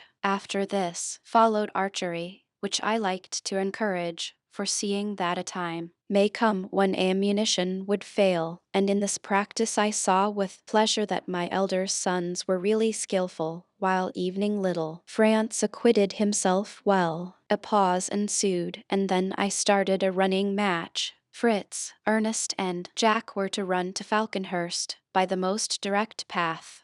The first to reach the tree was to bring me, in proof of his success, a penknife I had accidentally left on the table in my sleeping room. At a given signal, away went the racers in fine style. Fritz and Jack, putting forth all their powers, took the lead at once, running in advance of Ernest, who started at a good steady pace, which I predicted he would be better able to maintain than such a furious rate as his brothers. But long before we expected to see them back, a tremendous noise of galloping caused us to look with surprise towards the bridge, and Jack made his appearance, thundering along on his buffalo, with the onager and the donkey tearing after him riderless, and the whole party in the wildest spirits. "Hollo!" cried I. "What sort of foot race do you call this, master?" "Jack," he shouted merrily as he dashed up to us, then flinging himself off, and saluting us in a playful way. "I very soon saw," said he, "that I hadn't a chance, so renouncing all idea of the prize, I caught Storm and made him gallop home with me, to beat in time to see the others come puffing in. Lightfoot and old Grizzle chose to join me. I never invited them." Soon the other boys arrived, Ernest holding up the knife in token of being the winner, and after hearing all particulars about the running, and that he had reached Falconhurst 2 minutes before Fritz, we proceeded to test the climbing powers of the youthful athletes. In this exercise Jack performed wonders. He ascended with remarkable agility the highest palms whose stems he could clasp, and when he put on the shark-skin buskins, which enabled him to take firm hold of larger trees, he played antics like a squirrel or a monkey, peeping and grinning at us, at first on one side of the stem, and then on the other, in a most diverting way. Fritz and Ernest climbed well, but could not come near the grace and skill of their active and lively young brother. Riding followed, and marvelous feats were performed, Fritz and Jack proving themselves very equal in their management of their different steeds.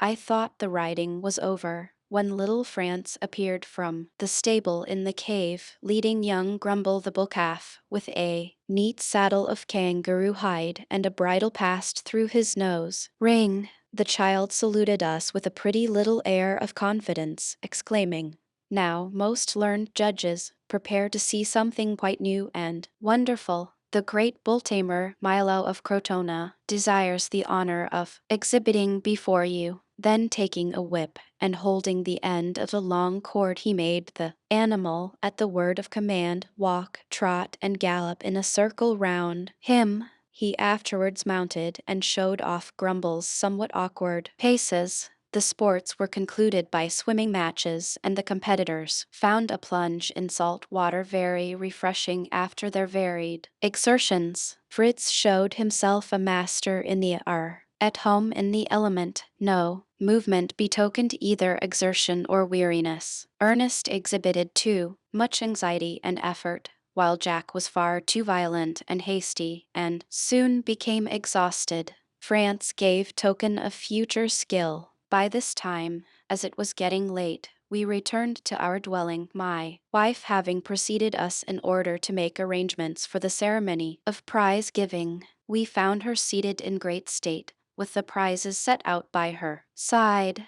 The boys marched in, pretending to play various instruments in imitation of a band, and then all four, bowing respectfully, stood before her. like the victors in a tournament of old, awaiting the reward of valor from the Queen of Beauty, which she bestowed with a few words of praise and encouragement. Fritz, to his immense delight, received as the prize for shooting and swimming a splendid double-barreled rifle and a beautiful hunting knife. To Ernest, as winner of the running match, was given a handsome gold watch. For climbing and riding, Jack had a pair of silver-bladed spurs and a riding whip, both of which gave him extraordinary pleasure. France received a pair of stirrups and a driving whip made of rhinoceros hide, which we thought would be of use to him in the character of bull trainer. When the ceremony was supposed to be over, I advanced and solemnly presented to my wife a lovely work box filled with every imaginable requirement for a lady's work table, which she accepted with equal surprise and delight.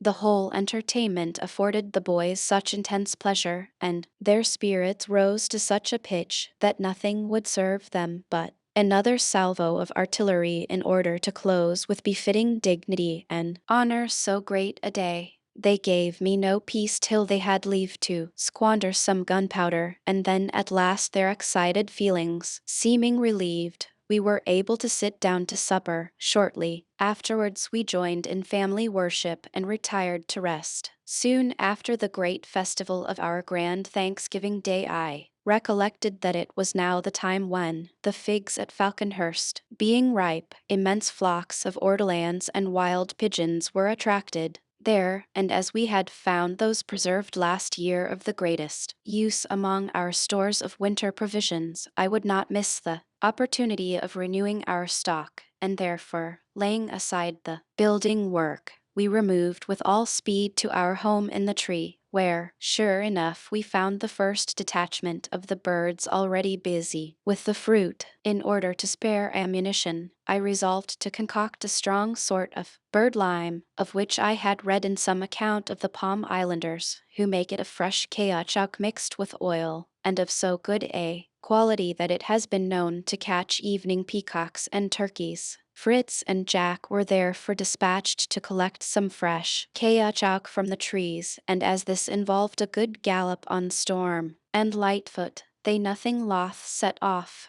They took a supply of calabashes in which to bring the gum, and we found it high time to manufacture a fresh stock of these useful vessels. I was beginning to propose an expedition to the Gurtree wood, regretting the time it would take to go such a distance, when my wife reminded me of her plantation near the potato field. There, to our joy, we found that all the plants were flourishing, and crops of gourds and pumpkins in all stages of ripeness covered the ground. Selecting a great number suited to our purpose, we hastened home and began the manufacture of basins, dishes, plates, flasks, and spoons of all sorts and sizes, with even greater success than before. When the writers returned with the caoutchouc, they brought several novelties besides. A crane, for example, shot by Fritz, and an animal which they called a marmot, but which to me seemed much more like a badger. Aniseed, turpentine, and wax berries for candles they had also collected, and a curious root which they introduced by the name of the monkey plant. And pray, therefore, monkey plant, may I ask? Well, for this reason, father, answered Fritz. We came upon an open space in the forest near Woodlands, and perceived a troop of monkeys, apparently engaged, as Jack said, in cultivating the soil. Being curious to make out what they were at, we tied up the dogs as well as Storm and Lightfoot, and crept near enough to see that the apes were most industriously grubbing up and eating roots. This they did in a way that nearly choked us with laughter, for when the root was rather hard to pull up and the leaves were torn off, they seized it firmly in their tests and flung themselves fairly heels over head in the most ludicrous fashion you ever saw, and up came the root, unable to resist the leverage. Of course we wanted to see what this dainty morsel was like, so we loosed the dogs, and the apes cleared out double quick, leaving plenty of the roots about. We tasted them and thought them very nice. Will you try one? The plant was quite new to me, but I imagined it may be what is called in China ginseng, and they're prized and valued beyond everything. The children being curious to hear more about this ginseng, I continued. In China, it is considered so strengthening and wholesome that it is used as a sort of universal medicine, being supposed to prolong human life. The emperor alone has the right to permit it to be gathered, and guards are placed round land where it grows. Ginseng is to be found in Tartary and has lately been discovered in Canada. It is cultivated in Pennsylvania because the Americans introduce it secretly into China as smuggled merchandise. Fritz then continued. After this we went on to Woodlands, but mercy on us. What a confusion the place was in, everything smashed or torn and covered with mud and dirt. The fowls terrified, the sheep and goats scattered, the contents of the rooms dashed about as if a whirlwind had swept through the house. What? I exclaimed, while my wife looked horrified at the news, conjuring up in her imagination hordes of savages who would soon come and lay waste Falconhurst and Tentham as well as Woodlands. How can that have happened? Did you discover the authors of all this mischief?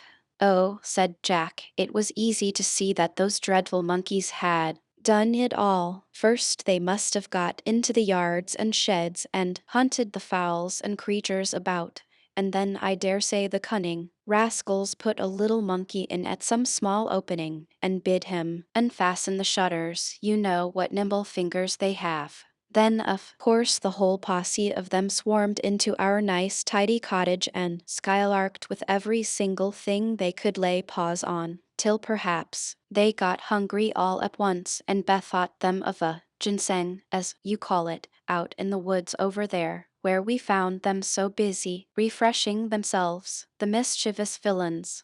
While we were gazing at all this ruin in a sort of bewilderment, pursued Fritz, we heard a sound of rushing wings and strange ringing cries as of multitudes of birds passing high above us, and looking up, we perceived them flying quickly in a wedge-shaped flock at a great height in the air. They began gradually to descend, taking the direction of the lake, and separated into a number of small detachments, which followed in a long straight line and at a slower rate the movements of the leaders, who appeared to be examining the neighborhood. We could now see what large birds they must be, but dared not show ourselves or follow them, lest they should take alarm. Soon, and with one accord, they quickened their motion, just as if the band had begun to play a quick march after a slow one, and rapidly descended to earth in a variety of lively ways, and near enough for us to see that they must be cranes. Some alighted at once, while others hovered sportively over them. Many darted to the ground, and, just touching it, would soar again upward, with a strong but somewhat heavy flight. After gambolling in this way for a time, the whole multitude, as though at the word of command, alighted on the rice fields and began to feast on the fresh grain. We thought now was our time to get a shot at the cranes and cautiously approached, but they were too cunning to let themselves be surprised, and we came unexpectedly upon their outposts or sentinels,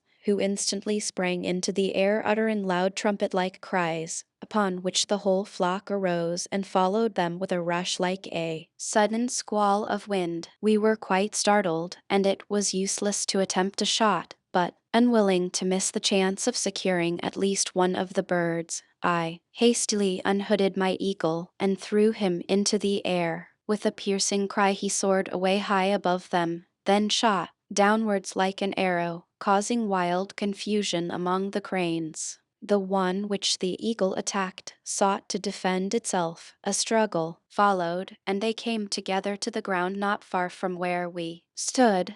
Hastening forward, to my grief, I found the beautiful crane already dead. The eagle, luckily unhurt, was rewarded with a small pigeon from my game bag. After this we went back to Woodlands, got some turpentine and a bag of rice, and set off for home. Fritz's interesting story being ended, and supper ready, we made trial of the new roots, and found them very palatable, either boiled or stewed. The monkey plant, however, if it really proved to be the ginseng of the Chinese, would require to be used with caution, being of an aromatic and heating nature. Chapter 10. On the following morning we were early astir, and as soon as breakfast was over, we went regularly to work with the bird lime. The tough, adhesive mixture of caoutchouc oil and turpentine turned out well. The boys brought rods, which I smeared over and made them place among the upper branches where the fruit was plentiful and the birds most congregated. The prodigious number of the pigeons, far beyond those of last year, reminded me that we had not then, as now, witnessed their arrival at their feeding places, but had seen only the last body of the season, a mere party of stragglers compared to the masses which now weighed down the branches of all the trees in the neighborhood. The sweet acorns of the evergreen oaks were also patronized, large flocks were there congregated, and from the state of the ground under the trees it was evident that at night they roosted on the branches. Seeing this, I determined to make a raid upon them by torchlight, after the manner of the colonists in Virginia. Meantime, the birdlime acted well, the pigeons alighting stuck fast. The more they fluttered and struggled, the more completely were they bedaubed with the tenacious mixture, and at length, with piteous cries, fell to the ground, bearing the sticks with them. The birds were then removed, fresh lime spread, and the snares set again. The boys quickly became able to carry on the work without my assistance, so, leaving it to them, I went to prepare torches with pine wood and turpentine for the night attack. Jack soon brought a very pretty pigeon, unlike the rest, to show me, as he felt unwilling to kill it, and seeing that it must be one of our own European breed, which we wished to preserve until their numbers greatly increased, I took the trembling captive and gently cleaned its feet and wings with oil and ashes from the stiff, sticky mess with which it was bedaubed, placing it then in a wicker cage, and telling Jack to bring me any others like it which were caught. This he did, and we secured several pairs, greatly to my satisfaction, as having necessarily let them go free when we landed, they had become quite wild, and we derived no advantage from them, while now we would have a cot and pigeon pie whenever we liked. When evening drew on, we set out for the wood of sweet acorns, provided merely with long bamboo canes, torches, and canvas sacks. These weapons appeared very curious and insufficient to the children, but their use was speedily apparent, for darkness having come upon us, almost before we reached the wood, I lighted the torches, and perceived, as I expected,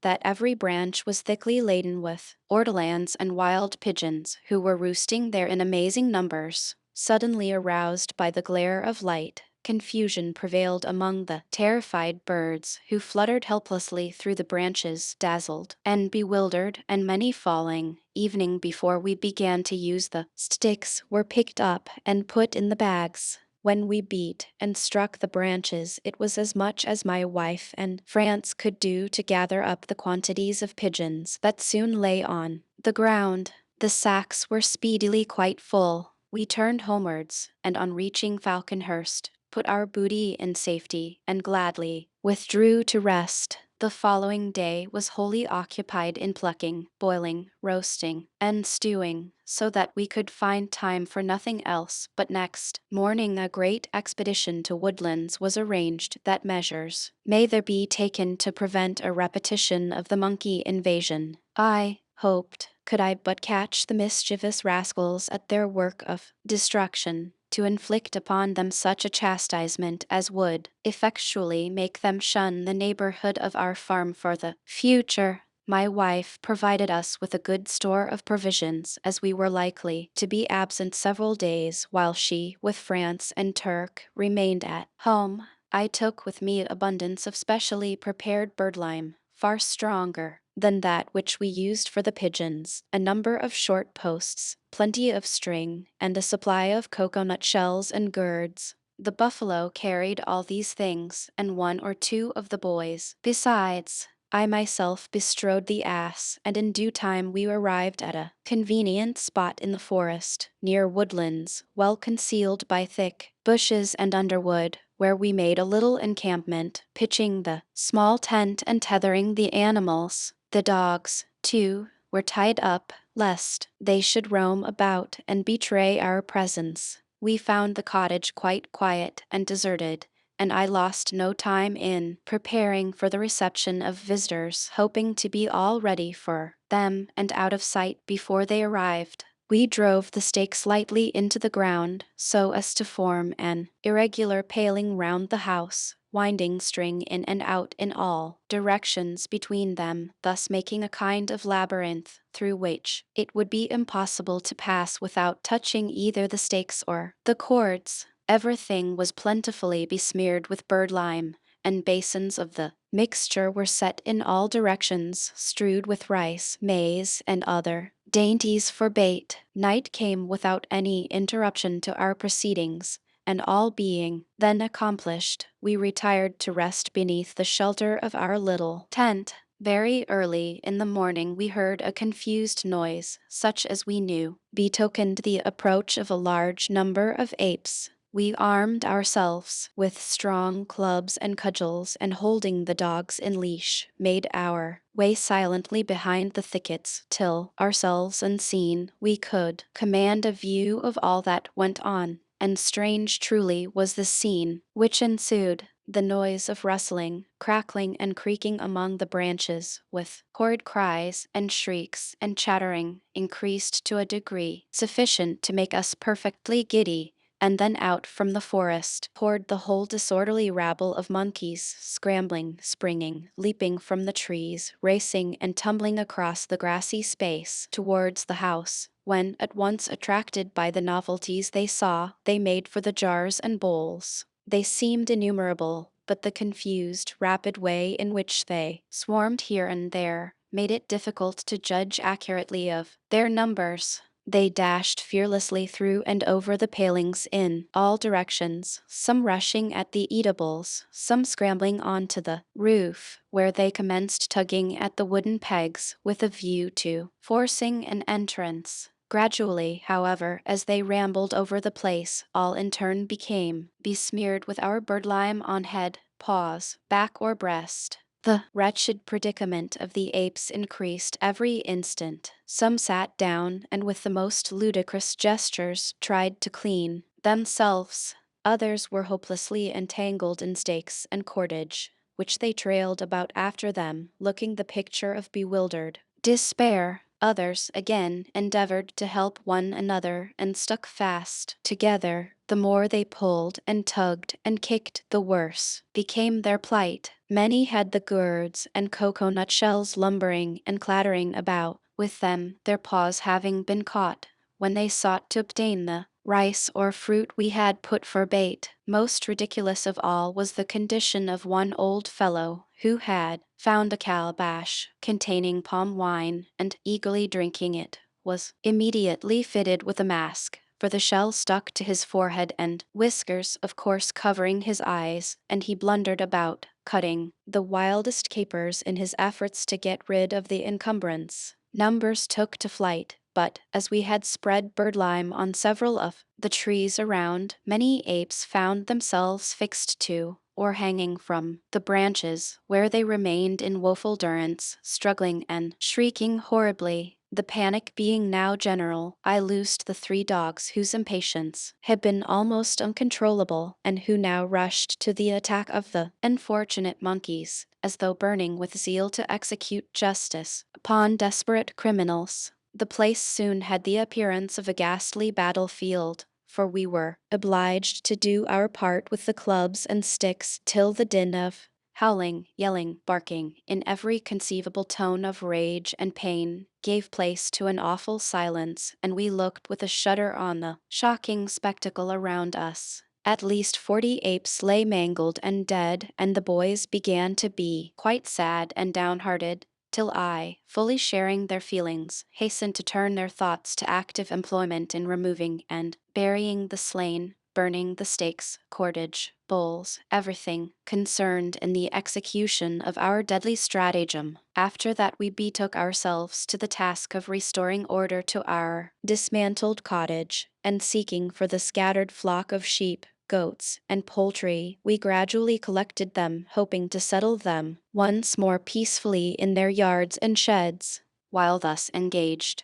we repeatedly heard a sound as of something heavy falling from a tree. On going to look, we found 3 splendid birds caught on some of the limed sticks we had placed loose in the branches. 2 of these proved to be a variety of the blue Molucca pigeon. The third I assumed to be the Nicobar pigeon, having met with descriptions of its resplendent green, bronze, and steely blue plumage, and I was pleased to think of domesticating them and establishing them as first tenants of a suitable dwelling near the cave. First tenants, father, said Fritz. Do you expect to catch more like these? Not exactly catch them. I mean to practice a secret art. Much can be done by magic, Fritz. Further explanation I declined to give. In a few days, Woodlands was once more set in order and everything settled and comfortable, so that we returned without further adventure to Falconhurst, where we were joyfully welcomed.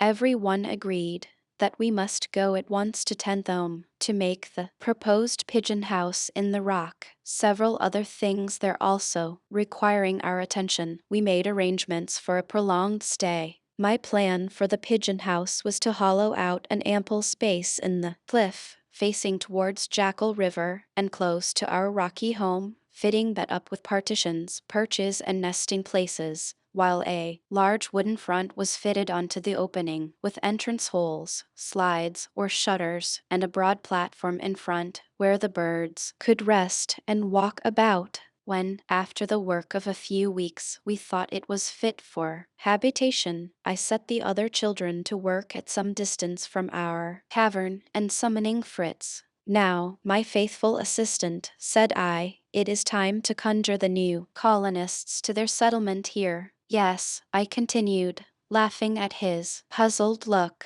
"I mean to play a regular pigeon dealer's trick. You must know such gentry are very ingenious, not only in keeping their own pigeons safe, but in adding to their numbers by attracting those of other people. All I want is some soft clay, aniseed, and salt, of which I will compound a mixture which our birds will like very much, and the smell of which will bring others to share it with them. I can easily get you those things, father."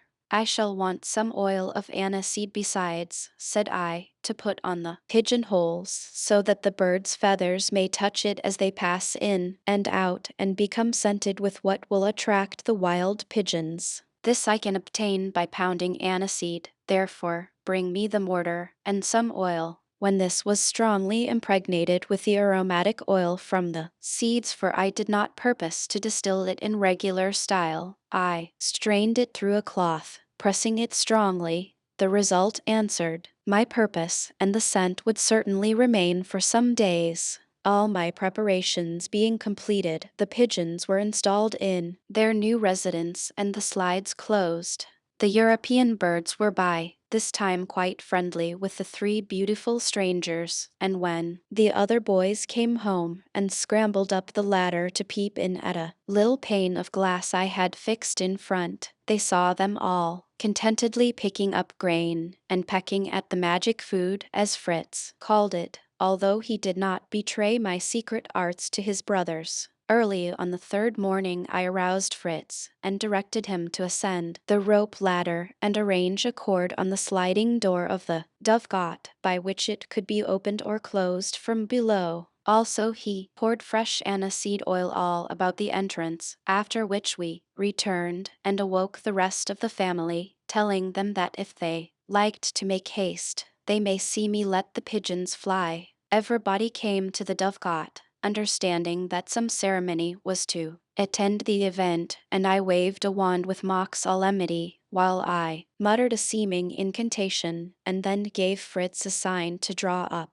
the sliding panel. Soon out popped the pretty heads of the captives, the soft eyes glanced about in all directions, They withdrew, they ventured forth. Again, they came timidly out on the veranda, as little France expressed it. Then, as though suddenly startled, the whole party took wing with the shrill whizzing sound peculiar to the flight of pigeons, and circling above us, they rose higher, higher, finally darting quite out of sight.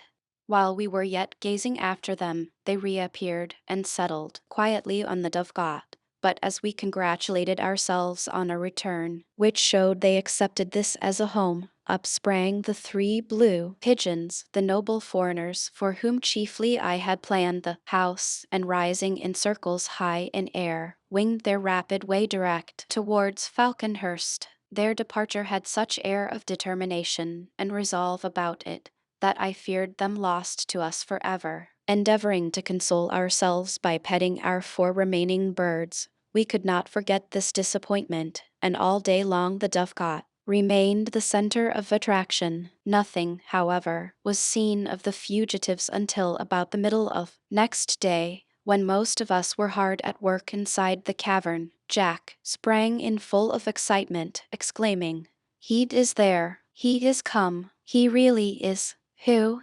Who is there? What do you mean?" "The blue pigeon, to be sure. Hurrah! Hurrah!" "Oh, nonsense," said Ernest. "You want to play us a trick." "Why should it be nonsense?" cried I. "I fully believe we shall see them all soon." Out ran everybody to the Dovecote, and there, sure enough, stood the pretty fellow, but not alone, for he was billing and cooing to a mate, a stranger of his own breed, apparently inviting her to enter his dwelling, for he popped in and out at the door, bowing, sidling, and cooing in a most irresistible manner, until the shy little lady yielded to his blandishments and tripped daintily in. "Now, let's shut the door, pull the cord and close the panel," shouted the boys, making a rush at the string. "Stop," cried I. "Let the string alone. I won't have you frighten the little darlings. Besides, the others will be coming. Would you shut the door in their faces?" "Here they come! Here they come!"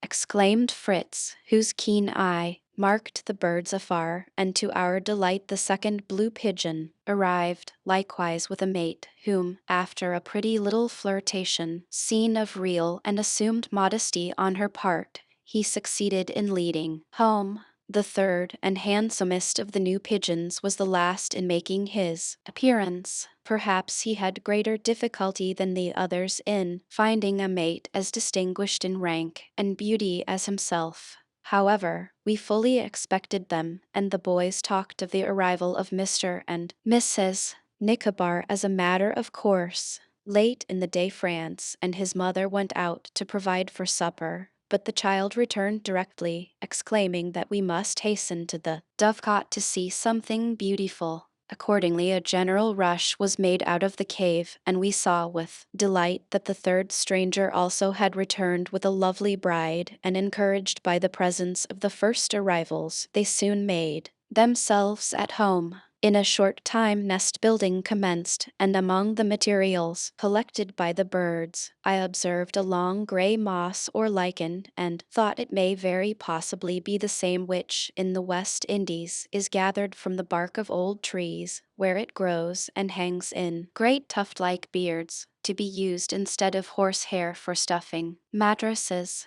My wife no sooner heard of it than her active brain devised 50 plans for making it of use. Would we but collect enough, she would clean and sort it, and there would be no end to the bolsters, pillows, saddles, and cushions she would stuff with it. For the discovery of nutmegs we had also to thank the pigeons, and they were carefully planted in our orchard. For some time no event of particular note occurred, until at length Jack, as usual, got into a scrape, causing by that no little excitement at home. He went off early on one of his own particular private expeditions. He was in the habit of doing this, that he may surprise us with some new acquisition on his return. This time, however, he came back in most wretched plight, covered with mud and green slime. A great bundle of Spanish canes was on his back, muddy and green like himself. He had lost a shoe, and altogether presented a ludicrous picture of misery, at which we could have laughed, had he not seemed more ready to cry, "My dear boy, what has happened to you? Where have you been?" "Only in the swamp behind the powder magazine, father," replied he. "I went to get reeds for my wickerwork, because I wanted to weave some baskets and hen coops, and I saw such beauties a little way off in the marsh, much finer than those close by the edge, that I tried to get at them. I jumped from one firm spot to another, till at last I slipped and sank over my ankles. I tried to get on towards the reeds, which were close by, but in I went deeper and deeper, till I was above the knees, in thick soft mud, and there I stuck. I screamed and shouted, but nobody came, and I can tell you I was in a regular fright. At last who should appear but my faithful Fangs. He knew my voice and came close up to me, right over the swamp, but all the poor beast could do was to help me to make a row. I wonder you did not hear us. The very rocks rang, but nothing came of it, so despair drove me to think of an expedient. I cut down all the reeds I could reach round and round me, and bound them together into this bundle, which made a firm place on which to lean, while I worked and kicked about to free my feet and legs, and after much struggling I managed to get astride on the reeds. There I sat, supported above the mud and slime, while Fangs ran, yelping backwards and forwards between me and the bank, seeming surprised I did not follow. Suddenly I thought of catching hold of his tail. He dragged and pulled, and I sprawled and crawled and waded, sometimes on my reeds like a raft, sometimes lugging them along with me, till we luckily got back to terra firma. But I had a near squeak for it, I can tell you. A fortunate escape truly, my boy, cried I, and I thank God for it. Fangs has really acted a heroic part as your deliverer, and you have shown great presence of mind. Now go with your mother and get rid of the slimy traces of your disaster. You have brought me splendid canes, exactly what I want for a new scheme of mine. The fact was, I meant to try to construct a loom for my wife, for I knew she understood weaving, so I chose two fine strong reeds, and, splitting them carefully, bound them together again, that when dry they may be quite straight and equal and fit for a frame. Smaller reeds were cut into pieces and sharpened for the test of the comb. The boys did this for me without in the least knowing their use, and great fun they made of father's monster toothpicks. In time all the various parts of the loom were made ready and put together, my wife knowing nothing of it, while to the incessant questions of the children, I replied mysteriously, "Oh, it is an outlandish sort of musical instrument. Mother will know how to play upon it." Asterisk, he has forgotten his dictum about truth evening in jest. And when the time came for presenting it, her joy was only equaled by the amusement and interest with which the children watched her movements while playing the loom, as they always said. About this time, a beautiful little foal, a son of the onager, was added to our stud, and as he promised to grow up strong and tractable, we soon saw how useful he would be. The name of Swift was given to him, and he was to be trained for my own riding. The interior arrangements of the cavern being now well forward, I applied myself to contriving an aqueduct, that fresh water may be led close up to our cave, for it was a long way to go to fetch it from Jackal River, and especially inconvenient on washing days. As I wanted to do this before the rainy season began, I set about it at once. Pipes of hollow bamboo answered the purpose well, and a large cask formed the reservoir. The supply was good, and the comfort of having it close at hand so great, that my wife declared she was as well pleased with our engineering as if we had made her a fountain and marble basin, adorned with mermaids and dolphins. Anticipating the setting in of the rains, I pressed forward all work connected with stores for the winter, and great was the ingathering of roots, fruits, and grains, potatoes, rice, guavas, sweet acorns, pine cones. Load after load arrived at the cavern, and my wife's active needle was in constant requisition, as the demand for more sacks and bags was incessant. Casks and barrels of all sorts and sizes were pressed into the service until at last the raft was knocked to pieces and its tubs made to do duty in the storerooms. The weather became very unsettled and stormy. Heavy clouds gathered in the horizon, and passing storms of wind, with thunder, lightning, and torrents of rain swept over the face of nature from time to time. The sea was in frequent commotion. Heavy ground swells drove masses of water hissing and foaming against the cliffs. Everything heralded the approaching rains. All nature joined in, sounding forth the solemn overture to the grandest work of the year. It was now near the beginning of the month of June, and we had 12 weeks of bad weather before us. We established some of the animals with ourselves at the salt cave. The cow, the ass, Lightfoot, Storm, and the dogs were all necessary to us, while Nips, Fangs, and the eagle were sure to be a great amusement in the long evenings. The boys would ride over to Falconhurst very often to see that all was in order there, and fetch anything required.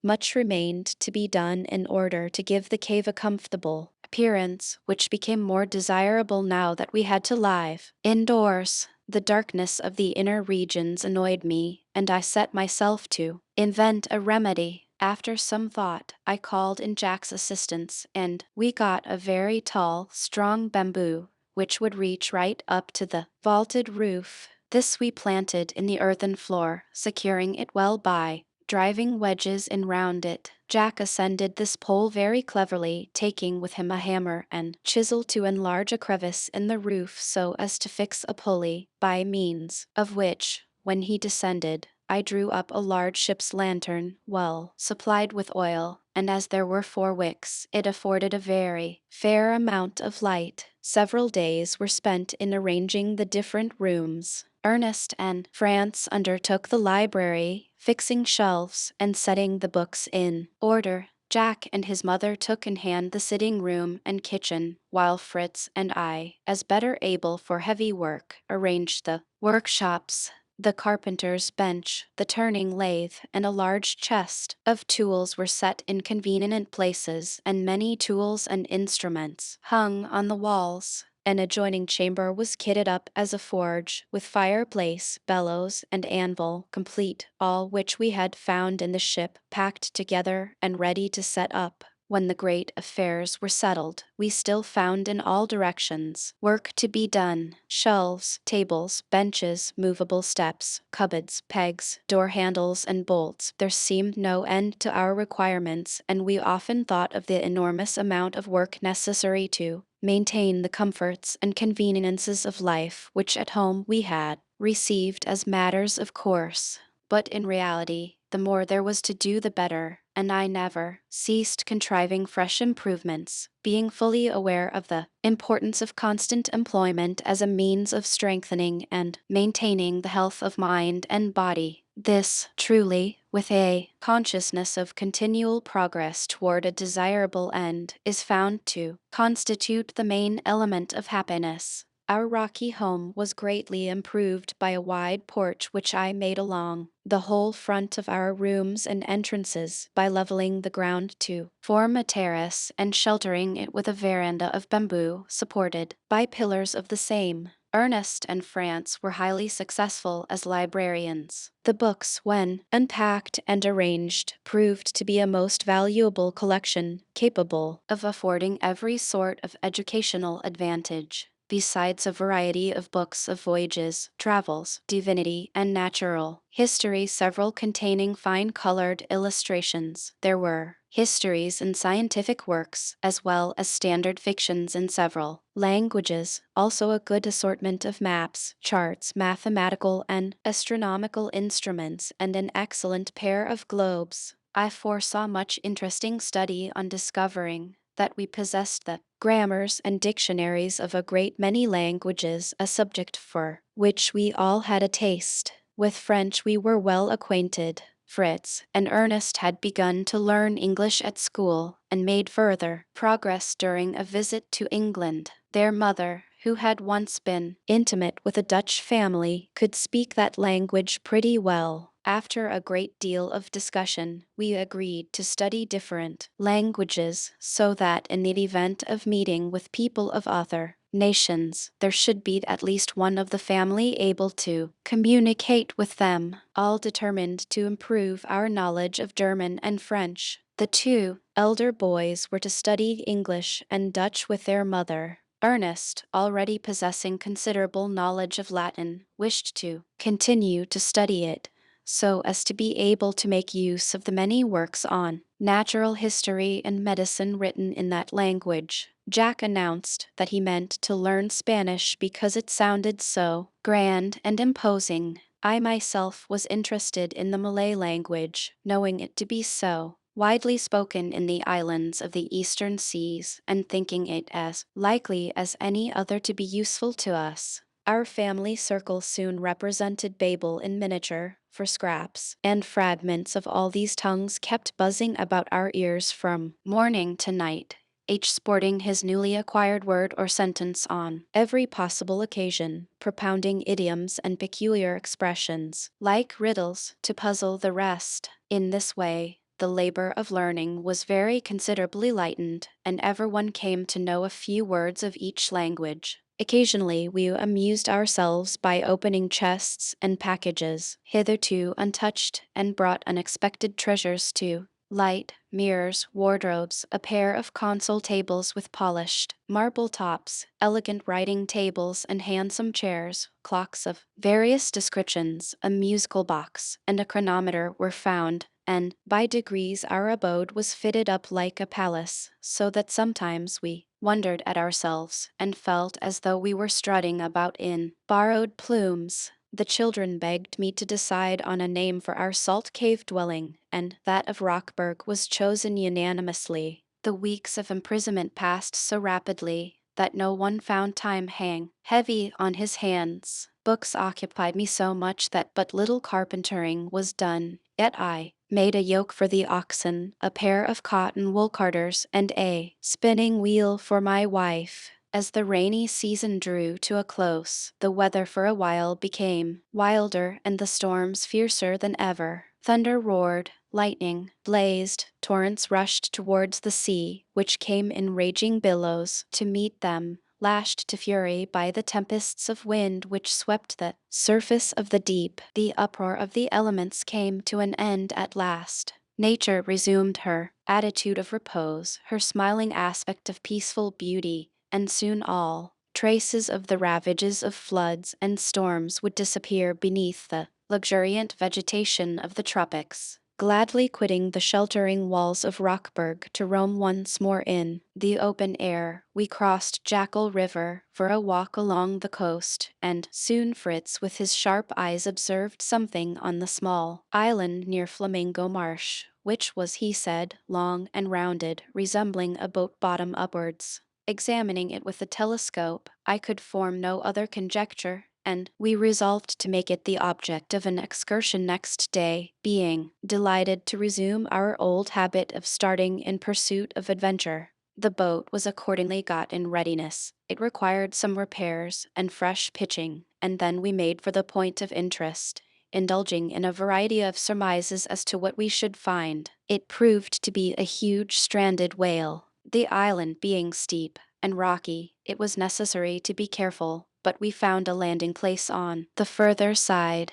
The boys hurried by the nearest way to the beach, where lay the monster of the deep, while I clambered to the highest point of the islet, which commanded a view of the mainland from Rockburg to Falconhurst. On rejoining my sons, I found them only halfway to the great fish, and as I drew near they shouted in high glee, "Oh, father, just look at the glorious shells and coral branches we are finding. How does it happen that there are such quantities? Only consider how the recent storms have stirred the ocean to its depths. No doubt thousands of shellfish have been detached from their rocks and dashed in all direction by the waves which have thrown ashore evening so huge a creature as the whale over there. Yes, isn't he a frightful great brute?" cried Fritz, ever so much larger than he seemed from a distance. "The worst of it is, one does not well see what use to make of the huge carcass.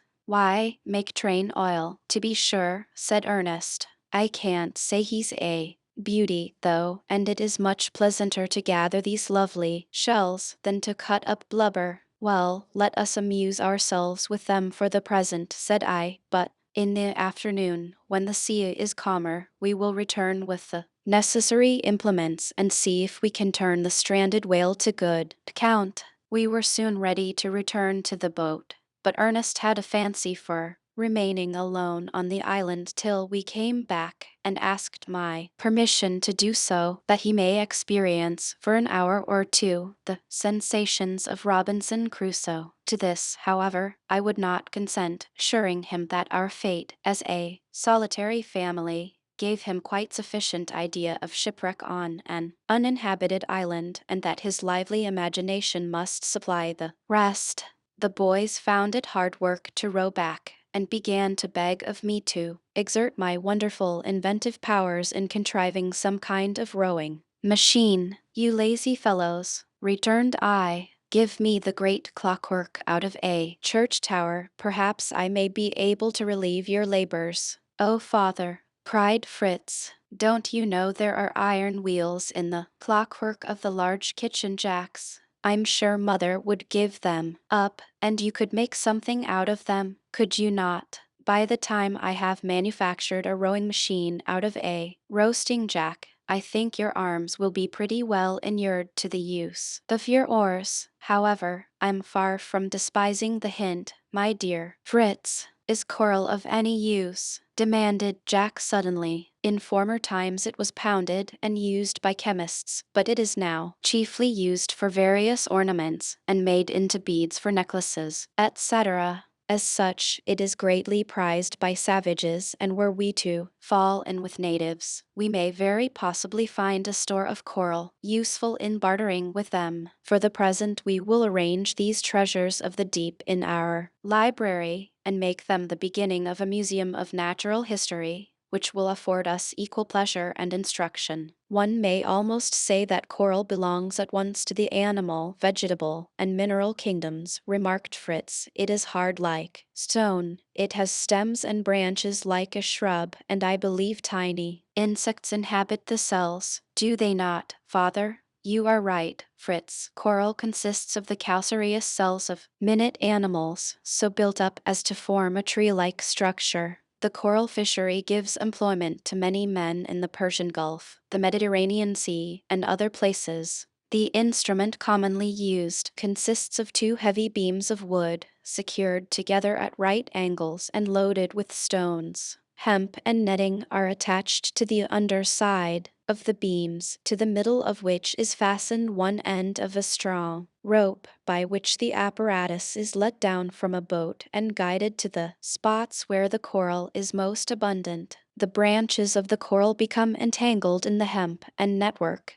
They are broken off from the rock and are drawn to the surface of the water. Left undisturbed, these coral insects, laboring incessantly, raise foundations on which, in course of time, fertile islands appear, clothed with verdure and inhabited by man. Why, father, here we are at the landing place, exclaimed Jack. It has seemed quite easy to pull since you began to tell us such interesting things. Very interesting, truly.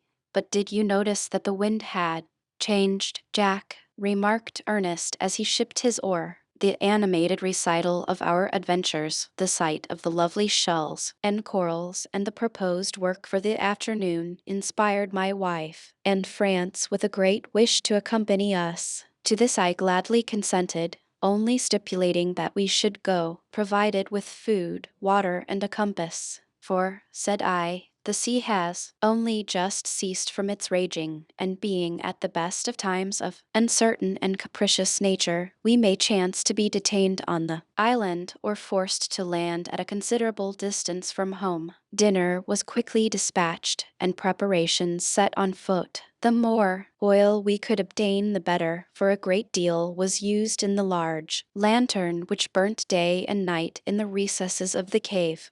Therefore all available casks and barrels were pressed into the service. Many, of course, once full of pickled herrings, potted pigeons, and other winter stores, were now empty, and we took a goodly fleet of these in tow. Knives, hatchets, and the boys' climbing buskins were put on board, and we set forth, the labor of the oar being greater than ever, now that our freight was so much increased. The sea being calm, and the tide suiting better, we found it easy to land close to the whale. My first care was to place the boat, as well as the casks, in perfect security, after which we proceeded to a close inspection of our prize. Its enormous size quite startled my wife and little boy, the length being from 60 to 65 feet, and the girth between 30 and 40, while the weight could not have been less than 50 pounds. The color was a uniform velvety black, and the enormous head about 1/3 of the length of the entire hulk, the eyes quite small, not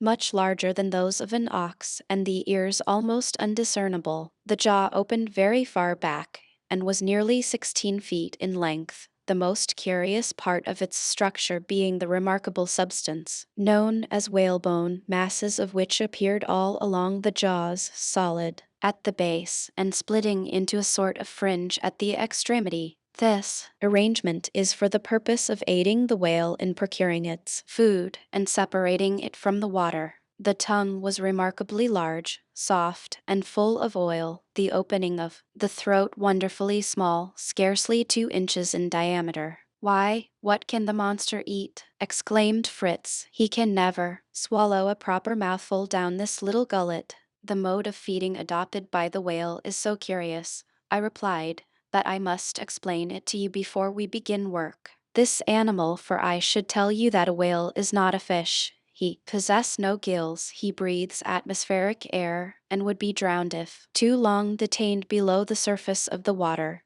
This animal, then, frequents those parts of the ocean best supplied with the various creatures on which he feeds. Shrimps, small fish, lobsters, various mollusks, and medusae form his diet. Driving with open mouth through the congregated shoals of these little creatures, the whale engulfs them by millions in his enormous jaws, and continues his destructive course until he has sufficiently charged his mouth with prey, closing his jaws and forcing out, through the interstices of the whalebone, the water which he has taken with his prey. He retains the captured animals and swallows them at his leisure. The nostrils, or blowholes, are placed, you see, on the upper part of the head in order that the whale may rise to breathe and repose on the surface of the sea, showing very little of his huge carcass. The breathings are called spoutings because a column of mixed vapor and water is thrown from the blowholes, sometimes to a height of 20 feet. "And now, boys," cried I, "fasten on your buskins, and let me see if you can face the work of climbing this slippery mountain of flesh and cutting it up." Fritz and Jack stripped and went to work directly, scrambling over the back to the head, where they assisted me to cut away the lips so as to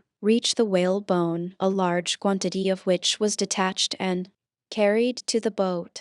Ernest labored manfully at the creature's side, cutting out slabs of blubber, while his mother and Franz helped as well as they could to put it in casks. Soon we had a multitude of unbidden guests. The air was filled by the shrill screams and hoarse croaks and cries of numbers of birds of prey. They flew around us in ever-narrowing circles, and becoming bolder as their voracity was excited by the near view of the tempting prey, they alighted close to us, snatching morsels greedily from under the very strokes of our knives and hatchets. Our work was seriously interrupted by these feathered marauders, who, after all, were no greater robbers than we ourselves. We kept them off as well as we could by blows from our tools, and several were killed, my wife taking possession of them immediately for the sake of the feathers. It was nearly time to leave the island, but first I stripped off a long piece of the skin to be used for traces, harness, and other leather work. It was about 3/4 of an inch thick, and very soft and oily, but I knew it would shrink and be tough and durable. I also took a part of the gums in which the roots of the baleen or whalebone was still embedded, having read that this is considered quite a delicacy, as well as the skin, which, when properly dressed and cut in little cubes like black dice, has been compared by enthusiastic and probably very hungry travelers to coconut and cream cheese. The boys thought the tongue may prove equally palatable, but I valued it only on account of the large quantity of oil it contained. With a heavy freight, we put to sea and made what haste we could to reach home and cleanse our persons from the unpleasant traces of the disgusting work in which we had spent the day. Next morning we started at dawn. My wife and France were left behind, for our proposed work was evening more horrible than that of the preceding day. They could not assist, and had no inclination to witness it. It was my intention to open the carcase completely, and, penetrating the interior, to obtain various portions of the intestines, thinking that it would be possible to convert the larger ones into vessels fit for holding the oil. This time we laid aside our clothes and wore only strong canvas trousers when we commenced operations, which were vigorously carried on during the whole of the day. Then, satisfied that we could do so with a clear conscience, we abandoned the remains to the birds of prey and, with a full cargo, set sail for land. On the way, it appeared to strike the boys, who had made not the slightest objection to the singularly unpleasant task I had set them, as very strange that I should wish to possess what they had been working so hard to procure for me. What can have made you wish to bring away that brute's entrails, father? Are they of any use? There are countries, I replied, where no wood grows of which to make barrels, and no hemp for thread, string, and cordage. Necessity, the mother of all the more valuable inventions, has taught the inhabitants of those countries, Greenlanders, Esquimaux, and others, to think of substitutes, and they use the intestines of the whale for one purpose, the sinews and nerves for the other. We were right glad to land and get rid, for the present, of our unpleasant materials, the further preparation of which was work in store for the following day.